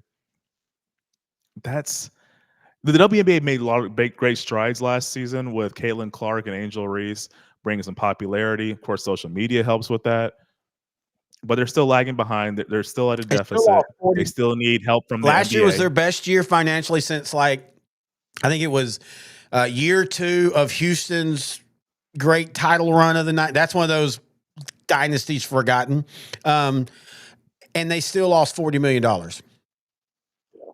Yeah. And now they did spend more money on getting chartered flights, but yeah, they're still losing money. They need to find. They just need to increase the interest. I mean, they're taking steps forward, but they need something else for sure. I mean, it's a female sport. That's always going to be the issue. And one of the biggest issues is, and I'm not saying you have to go because you're a woman, but one of the biggest issues is the women going to games percentage is low. So they're not even, and you're gonna, I say never, 100 years from now, maybe different world and all, but female sports will never be the main thing in this country. We can't even get soccer as a top 3 thing. And we have a shit ton of people that play soccer now and we've been hearing now since the 70s, all the little league soccer, man, soccer's going to explode. No, it's not. It's always going to be a niche sport. And I don't think that WNBA can ever get past that. But if you can maybe work with Unrivaled, what I would like to see is eventually Unrivaled by the WNBA and then put that all under one envelope and then get away from the NBA and then go and see what you can do. I like the idea of that, but you go from 5-on-5 to 3-on-3. That just limits the amount of players. No. I'm talking about Unrivaled runs both. Like you have a WNBA, like you could even make it to where the Dallas Wings, you have your 5-on-5 team, and then you have your Dallas Wings 3-on-3, and they can be some of the same players. You can not have the same, they're separate leagues, but they're run by the same people. That's what I meant. But I will say this, and I understand that the Angel Reeses and the Caitlin Clarks and the Paige Buckets and all them, they all need to be paid more. And that's what they're asking for. But if they really, I mean, the reason the NFL worked until it got big was, well, players played it and worked second jobs. That wasn't their main source of income. Unfortunately for the ladies now, that's where you're at. You're where, to me, the WNBA is where NBA was in 1981, 82, when the Lakers and the Celtics were just about to explode. They were just about to take the nation by, where everybody was like, oh my God, this is what I told you before, you didn't matter where you were. You could be in East Texas and like the Dallas Mavericks, but you had to pick between the Lakers or the Celtics when they played each other. And you had this dividing line, and it created this national buzz. I think the WNBA is there, but they need those two type of iconic teams now to step up. Yeah, and that is very true. You need, like, not just player, but actual team. That is a good point. Just like with the 80s NBA, you had your Lakers, you had your Celtics, two different teams. They played different styles of basketball, attracted different types of fans, but it attracted people. And I think you need some, like, man, that's why they were really pushing on Angel Reese and Caitlin Clark. They're putting the whole Larry and Magic comparison, because there is a lot of similarities between Angel and Caitlyn versus Magic. And I think that's so funny you circled to this, because I was thinking about this today. I was walking, and I think social media helps with those rivalries, but I also think they hurt, because here's why.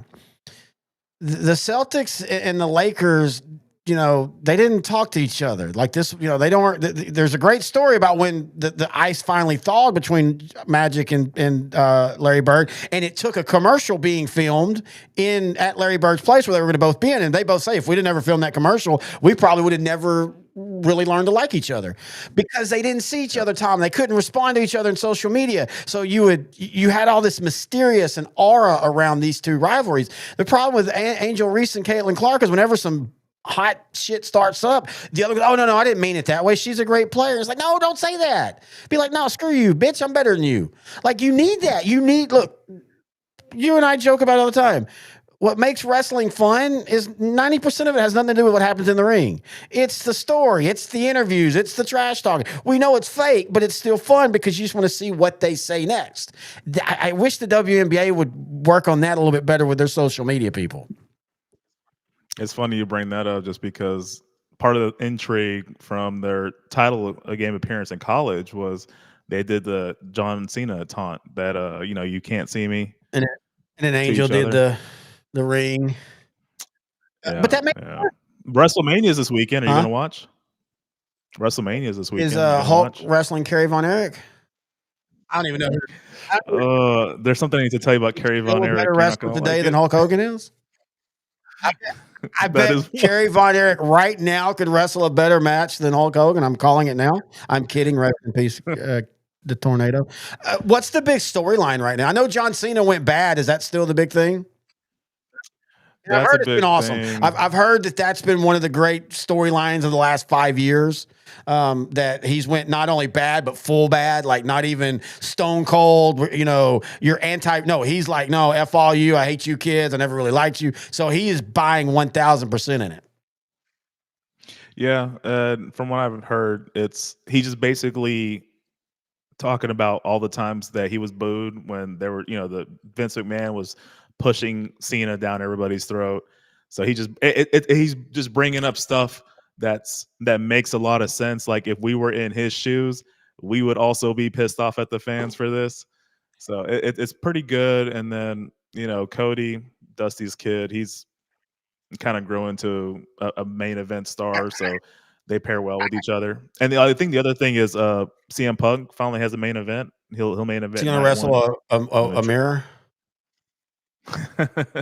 No, he's gonna wrestle Roman and I Seth do Rollins. like, at least right now, I could see it becoming a tired thing, but I like it being a 2-day thing right now, where you kind of have this, like, you have a big story B, because a lot of times in WrestleManias, and so I know it's different now, because now, and this has been one of the reasons why I don't like wrestling anymore, is they start a story basically at one pay-per-view, and it'll culminate in 30 days at the next pay-per-view, and then they've moved on from that story, and and they do that. It used to be WrestleMania is where everything culminated, and that was great, but the problem is you would get feud 3 that's really, really good in its own right, but it's not the main event. It would be just kind of wrestled in 5 minutes. Now, with it being 2 days, you kind of have the small feud, big endings, and then Sunday being the big ones. But the biggest issue I think that wrestling has right now, and I know this sounds weird because I know we're not technically in the Attitude Era anymore, but the trends have continued. You don't really have true baby faces anymore. Everybody's a little bit rogue. I would love for them to, and it has to be somebody young. I don't want it to be John Cena. I don't want it to be Roman Reigns, but somebody young that comes up and make them, they can wrestle like now, but make their character be an 80s Kerry Von Erich, an 80s Hulk Hogan. Because what would happen is everybody would make fun of him at first, but as long as he wrestled good, he put on good matches, he worked well with others, all of a sudden that you would start to, oh, that's so stupid. He's so 80s. And then you're like, oh, we're going to love it because it is so stupid and it's 80s. And then it's, you know what? F it. I actually love it. That's why things that people like, ironically, just admit you like it. It's shitty, but you like it. I want a old school 80s baby face. That's what I want. So that person needs to communicate with the audience. And that was the whole issue with Roman Reigns. Now he's over like Rover. He had to I go mean, bad. he gets like the loudest. He had to go bad. He had to, but it was kind of playing like a more exaggerated version And of he got canceled himself. twice. I think that helps too. And even then, they were still booing him.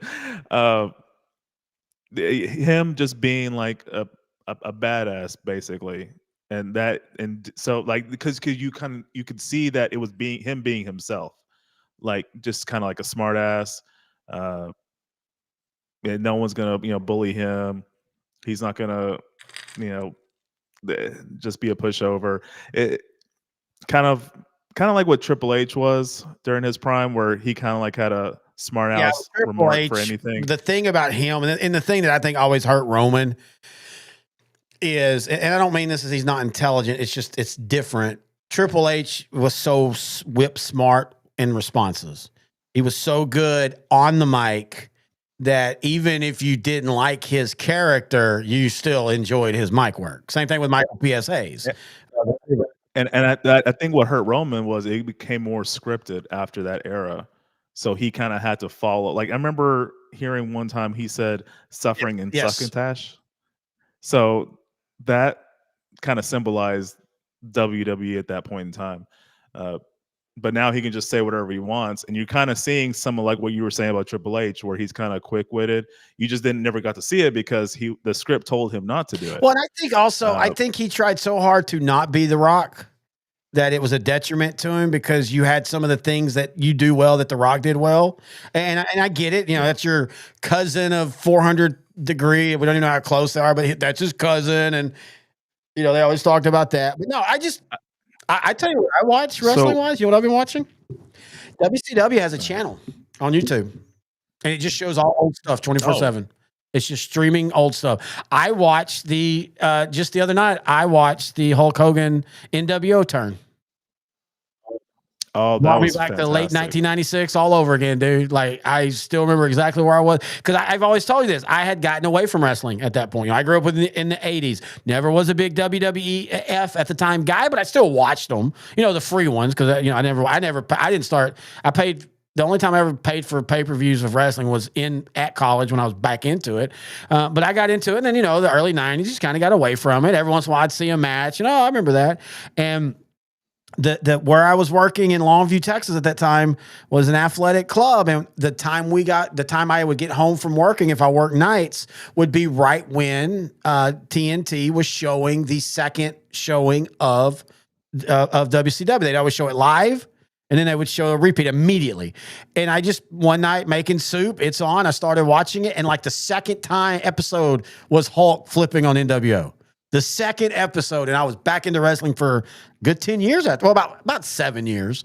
But yeah, so I've been watching WCW old stuff. Just it's been fun watching all that, like, you know, Scott Hall and them sitting in the stands, not wrestling, but they will come there, and Kevin Nash acting like he was scouting. There was one point they had him where WCW is putting them up at the top. They had to tell me thing, well, they paid for a ticket, but we didn't tell them where. And so you see Kevin Nash with opera glasses like he's scouting, writing down stuff, and Scott Hall's looking the wrong way, and Kevin's like, just pure, you know, they're that way. And Scott's like, oh, hey, that's where the match was. I miss that era because they had fun. And I don't feel like they had fun. They could be themselves. They could ad lib. So the reason why I brought up Roman Reigns is because if you're going to get an 80s style white meat baby face, you're going to need someone that kind of acts like that in real life. Yeah, he's got to play the character 24/7. Believability is big now because a lot of these wrestling fans now, they're way smarter than anyone before, you know, the 90s. Because internet helped. Now, you know, you kind of know how the business works a little bit. So now you kind of understand some of these guys, and like you can definitely tell if someone's acting or just kind of being an exaggerated version. I don't think that they're smarter. In fact, I think it's that they don't. they won't allow themselves to buy into, getting away from reality. That's the first thing you always talk about in theater, movies, wrestling, anything that you're entertaining with a character, even us, you and I, we talk like this to each other, but we emphasize our anger more. Like when the Cowboys lose, me, I'm laughing about it, but we're on the show. I'm, woe is me. And I play, but you have to suspend disbelief. Wrestling fans today don't want to be. They don't even want to try. They don't care about the characters. They're just wanting to see They want to see the mic work. And then they want to see the best match they've ever seen. They want to see 400 tricks. And, I still, and I know this was get off your lawn guy, but I miss when a guy didn't use his finisher every freaking match. And I miss when a finisher, the only way you got out of a finisher was because somebody helped you.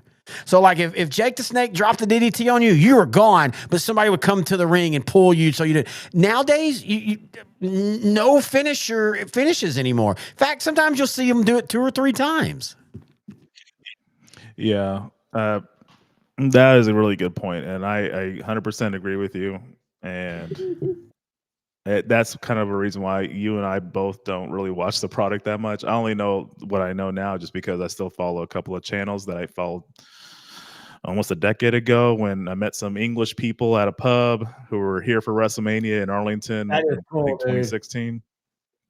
Yeah, that was the only reason. And then you eventually got into it a little bit just because the YouTube channel game was pretty strong. There were some really good channels with some really good content. And then we kind of just fell off again. But I might try to check out maybe night 2 if I can. I'm still kind of curious. Like the only pay-per-view I really, or I guess premium live event is what they call it now because there's really no pay-per-views, but Royal Rumble, just because just the randomness, it kind of kicks off like the best part of wrestling season. And I always like the intrigue of seeing maybe someone out of the blue will win the Royal Rumble. Kind of like how it happened this year when Jey Uso. Didn't he win it out of like a shitty draw? No, he just won. Like it was him and John Cena at the end. Everybody thought Cena was going to do it because this is John Cena's last year. He came down in a very generic number. It wasn't a number that has won a lot and all, and he just kind of survived until the end. Oh, maybe. I don't know. I remember seeing on YouTube the last. Yeah, that's what I saw too.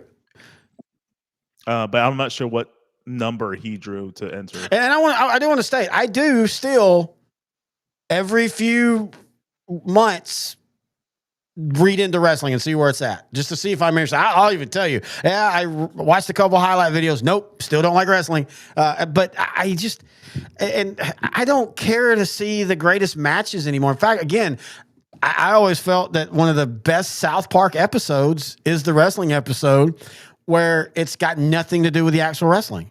Like it literally just becomes a play. And that's where when NWO was at its best, when the Attitude Era was at its best, when Hulk Hogan in the 80s, the Von Erichs versus the Freebirds, all those things, the wrestling was always second to the mics and just the aura of the characters.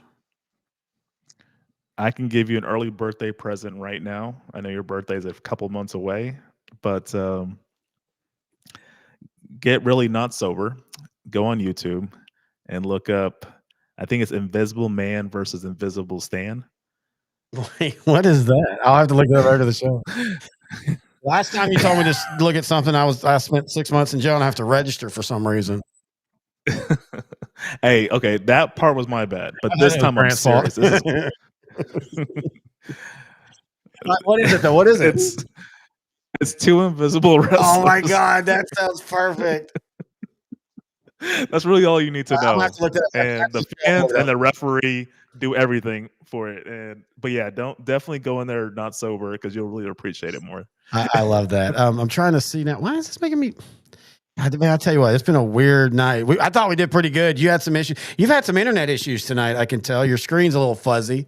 Right before we went on my restream, like every time I minimize, I guess you don't see it, but for some reason, whenever I minimize the thing, it starts to shake so bad. It's real hard for me to find where I'm trying to, to do stuff. But yeah, we fought through. What else you want to talk about? Anything else? We can still got some time.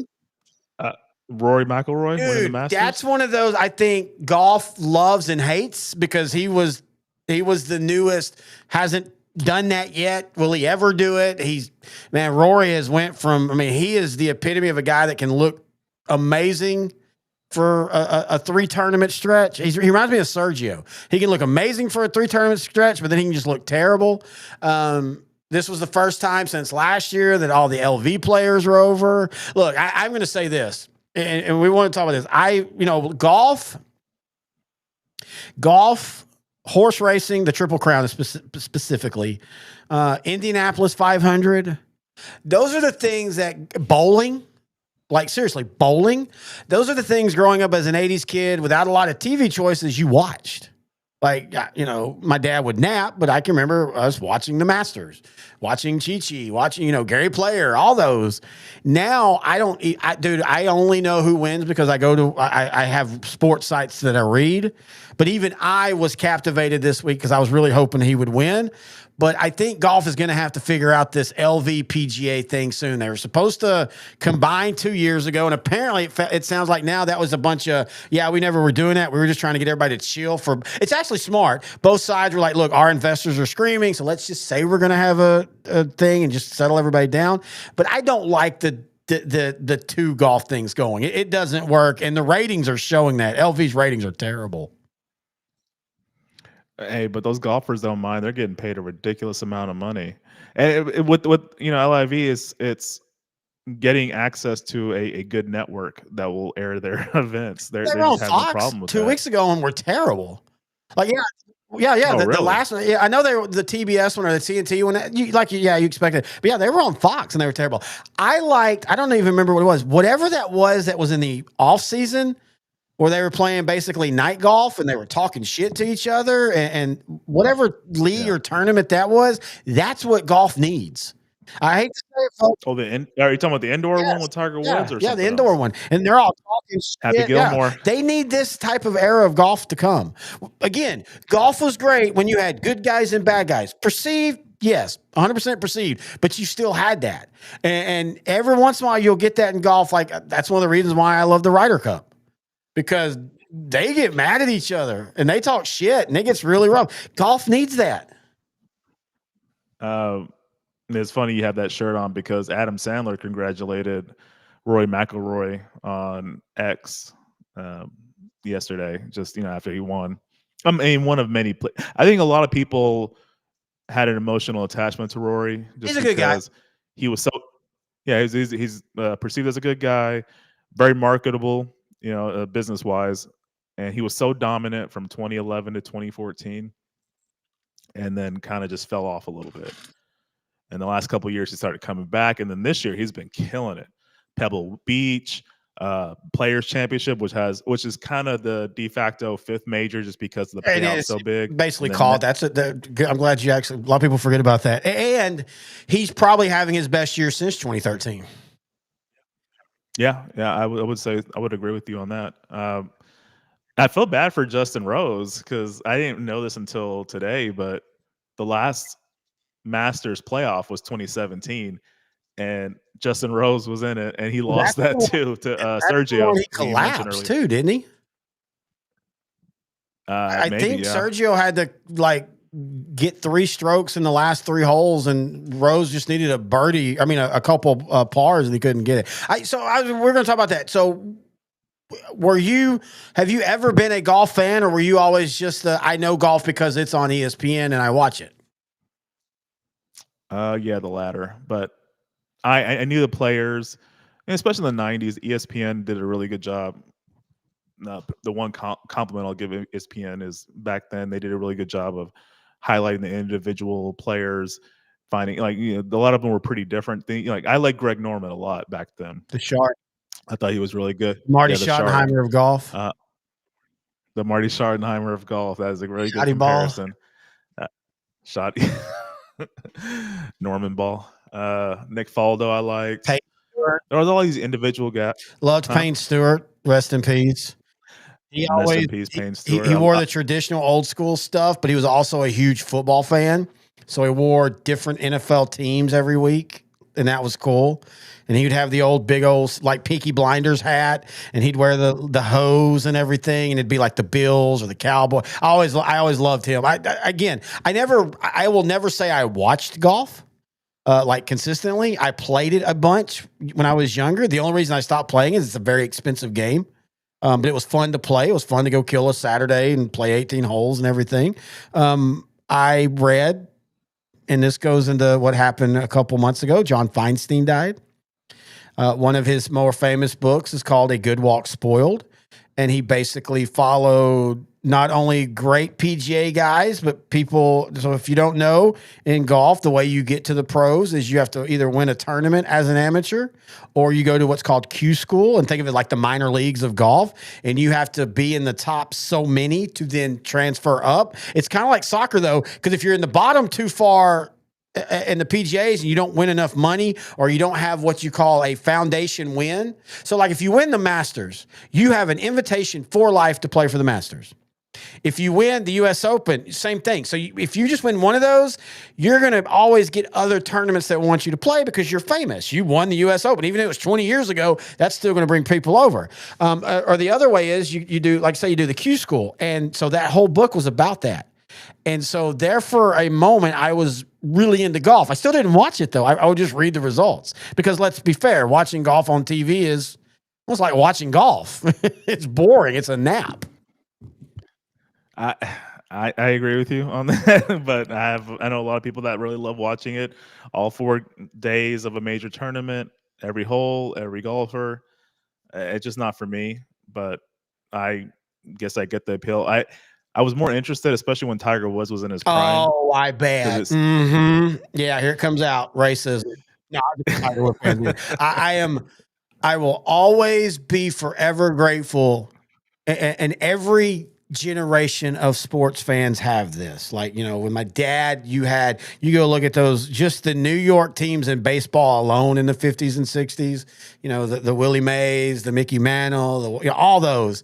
I will always be appreciative that I can say that in my lifetime, I probably saw the greatest golfer, the greatest basketball player, maybe now the greatest baseball player, and the greatest football player. And greatest hockey player.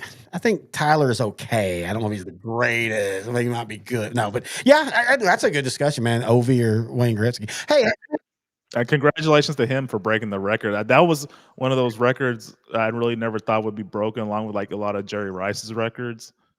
I like the fact that he broke it in a year that the Capitals all of a sudden they're like, wait, where have y'all been since y'all won a cup? And he's not like, oh, he's got 5 goals last year. You know, he's not limping in. Like, crap, the way that Ovi's playing this year, it's like, that dude could play 2 or 3 more years if he really wants to. And he kind of has that Jaromir Jagr about him. Like, he just likes to play. Like, he just loves playing hockey. I think he might have revitalized his career. The team is really good. They'll be the number 1 seed coming out. Yeah, they're young. They're good. They don't ask him to play any kind of defense I was just whatsoever. about to say, all they ask him is you go set up in Ovi's office during the power play. We'll take care of everything else. You're going to play 24 minutes a game, and you're going to point out almost every game. Yeah, and right now I think he had over 40 goals so far this season. They have a game or 2 left. That team looks legit. But you can also but even say that, I really do hope Toronto finally comes out of the East, because they've been knocking on the door for so long. Toronto's kind of become the Dallas of the NHL, where everybody's just like, oh, that's sweet. You're pointing, you're going to get 120 points and get beat in the first round. And it wouldn't shock me if they got beat in the first round. Yeah, I think they're going to win their division, but yeah, I could still see them being 9,300 people, so we're going to keep talking. So I want to go look at what St. Louis has done. Yeah, they kind of did what they did in 2019 when they won the Stanley Cup. They went on a big tear. I think they won 10, 11 games in a row. Yeah, but doing it now with bringing Jim Montgomery in, I think is wonderful. Again, I like the dude that took him to the 2020 Cup. It was cute. Rick, what's his name? I like Peter. Yeah, I like, huh? Who? Oh, when you said Rick, I thought you meant the Stars coach. After he took over from Montgomery, we got fired. But anyway, I liked him. I like Peter or Pete, but I really would love to have seen what this team and this era would have done with Jim Montgomery, because I do think he is one of the greatest coaches. He just had a drinking issue that he had to get rid of. Okay, so that's what it officially was, because it always seemed kind of hazy on why he. Oh no, they came out with that. Oh, okay, I thought it had something to do with like some front office. No, he was drunk. He was drunk all the time, and basically on one of the trips they went to get him, and he was like in the bathroom pissing himself, drunker than Cooter Brown 5 minutes before practice. No, that was never. You probably just weren't. Yeah, that was very open. Like, he was open about it, which I respect the hell out of that. He was like, "Yeah, they should have fired me. Like, I had no business being that good." I just wish we could have seen what him and Jim Neal would have done together. Yeah, me too. There was a lot of potential, and you saw the potential like after he left, and he went elsewhere, and that didn't work out. But now with the Blues, I still don't understand why Boston fired him. That just makes no sense to me. Well, Boston had a pretty terrible year. It's kind of a big fall from grace. They all they have is Pasternak. They finally got rid of their captain Marchand. Man, Boston. I think they can have a quick turnaround. They need to get some draft picks right, but I think they had the worst record in the East this year. Yeah, but so this is the weird thing about hockey that nobody ever talks about is, I mean, yeah, you're going to have really, really crap. There's going to be times where you have really, really crappy teams, but like the Bruins on the year, they've played out the rest of the schedule. They're done. They're 33-39-9. I mean, that's in any other sport, that's nowhere near last place.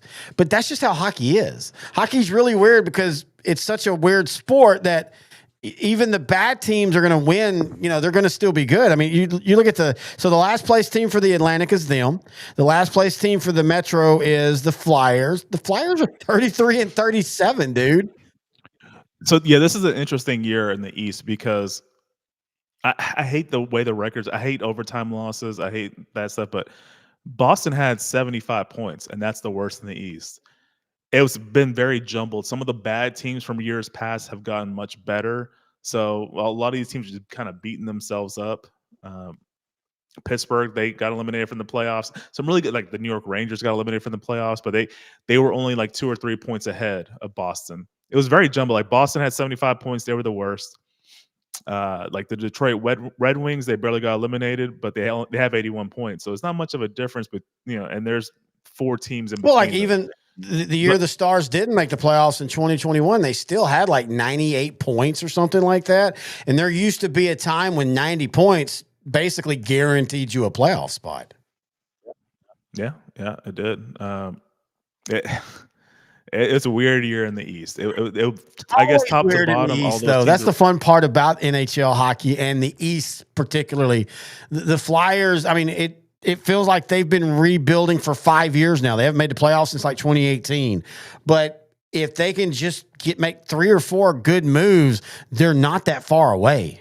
Like, they legitimately not. Now, Buffalo, they're a team that, God, I really wish Buffalo would win in the hockey. It blows my mind how long they've now went without making the playoffs. They got Lindy Ruff there. They got a really young superstar in Tage Thompson. But yeah, they just don't know how. Lindy Ruff ain't there anymore. Oh, he left again? He got fired like 3 years ago, didn't he? I remember them bringing him back. But Montreal kind of made a late season charge and then made the playoffs. They had this really awesome. Bring him back. Holy crap! Was that like the 3rd time? Yeah, something like that.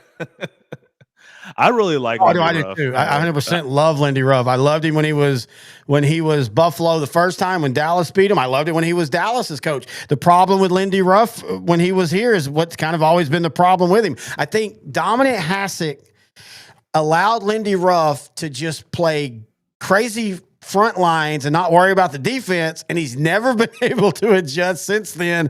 Because I mean, like when he was here with Dallas, that was when Jamie Benn was the Hart winner. That's when again the Stars were like the Rangers; they either won 6-5 or lost 6-5 like every game. The Canadians have a strong defensive player. He's a rookie named Lane Hudson. He'll be a guy we'll hear about in the future. He kind of was a catalyst for how Montreal kind of soared back up into the playoff position, and I think they're probably going to lock in that last wild card spot. Although, after Johnny Gaudreau died in the offseason, a lot of people kind of pulling for the Columbus Blue Jackets, and they still have an outside shot at it. No, I am too. I've got some friends that are Columbus fans, but yeah, that it blows my mind now how long ago that was, because that still feels like it was yesterday. But all right, let's see. Where else are we going to go? Let's see. NCAA basketball, Florida beat Houston 65-63. The Houston Cougars just have this thing about when they get to a championship game, they don't know what to do, because I feel like every time they've lost in a championship game, they've been the favorite. And they outplayed Florida for 90% of the game. And then, oddly, the team that knows how to bang low and one of the most physical teams got out-physical by Florida in the last 5 minutes of that game. Yeah, and at the very end, Claxton, their star guard, who was shut out in the first half because Houston didn't want a repeat of what happened in the semifinal for Florida. William Claxton, he was shut out, but then kind of scored some points in the second half, and then had an amazing defensive stop on the last play of the game where he basically stopped the Houston player from attempting one shot off. The team with the best scoring inside the three-point line by like a huge amount for the last 3 years.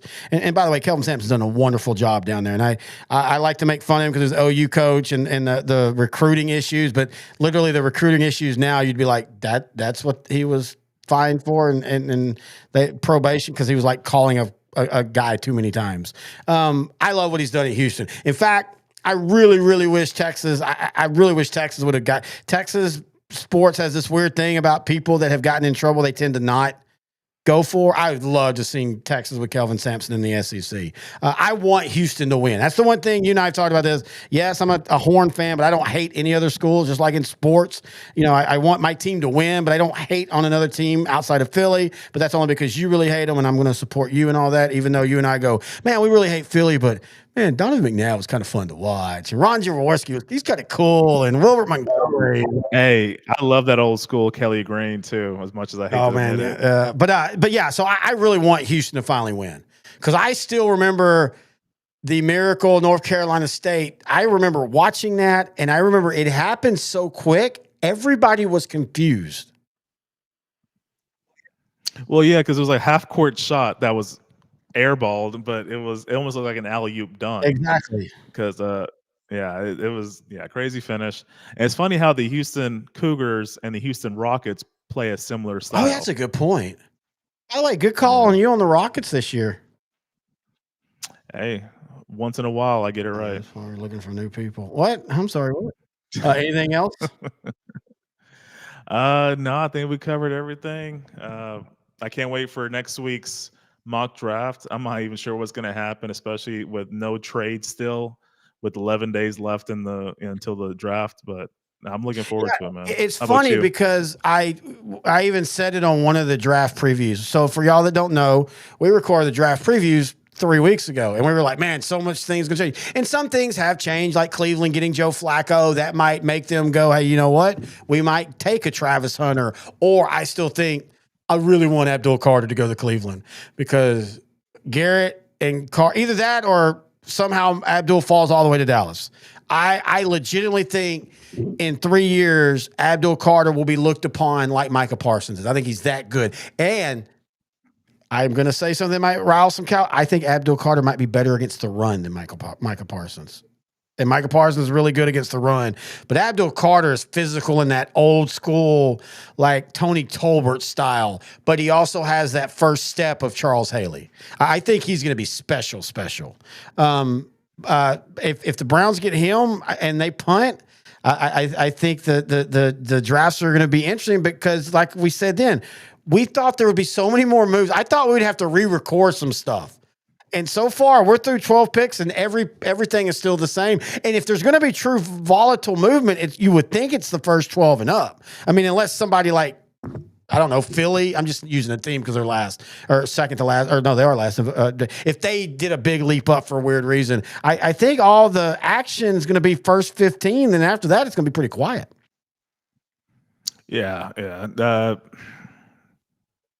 Yeah, I agree with you. I really think I could see a world where there is no trades in the first round. I mean, we've talked about this is a weird draft. There are a lot of really good players. I think this draft is extremely deep, but I don't think at least quarterback wise, I don't think there's any true, oh my God, we're going to rue the day we missed him. And I think Cam Ward's going to be good. I'm not saying he won't. I think Cam Ward, and Jackson Dart are the two best. I think Sanders would actually benefit from falling. If you could put Sanders on a team that doesn't need a quarterback now, but will in a couple years, I think watch out for him. But I think at the end of the day, Abdul Carter and Travis Hunter are going to be the two oh my God picks. I think Kelvin Banks of Texas will be the best offensive line. I think that I hate to say this, but the whole thing happening with Bond at University of Texas, Isaiah Bond, sexual assault charge, somebody's going to get a value pick out of that. He's now going to fall maybe even out of the draft, and somebody's going to pick him up as a UFA or a late round pick and going to be Cowboys. Yeah, that wouldn't shock me at all. We can joke about it, but look at La'el Collins. I was just thinking about him when you said that. And the thing with La'el Collins, of course, is his turned out to be completely innocent. I don't know about this, but either way, he's not going to be completely blackballed from the league is my point. But I think there's a lot of great, solid talent, but I just don't think there's anybody that's at quarterback that's going to make people go, oh my God, we should have drafted. So I think a lot of people are just happy with where they're at. And they're like, there'll be somebody we need. We might need to trade up a 2 spots. Like, again, if Dallas feels somebody else is wanting a wide receiver, they might jump up to the 10 with the Saints. Saints might be happy to go back because, like you say, you want to get Jackson Dart. As draft day told us, you want to get your guy and get a $7 million salary cap bonus cut out of it. All right, man. I think we're done. All right, I guess I'll see you next week for our mock drafts. Oh, I played this one. Yes, we're going to do the mock draft next Monday night at the same time. And then 24th, intern Noe, the Commissioner Pro, will be in studio. We're going to watch the first round of the draft. Actually, we're going to be having shows for like the next 4 weeks because we're going to do a happy hour the very next Monday and it's going to be NFL specific. We'll recap the draft, talk about the Cowboys and all that fun stuff. Until next time, he's intern Noe, the Pro Commissioner. I'm Sari, the host, and this is OutDrank The Coverage right here on L4 Radio.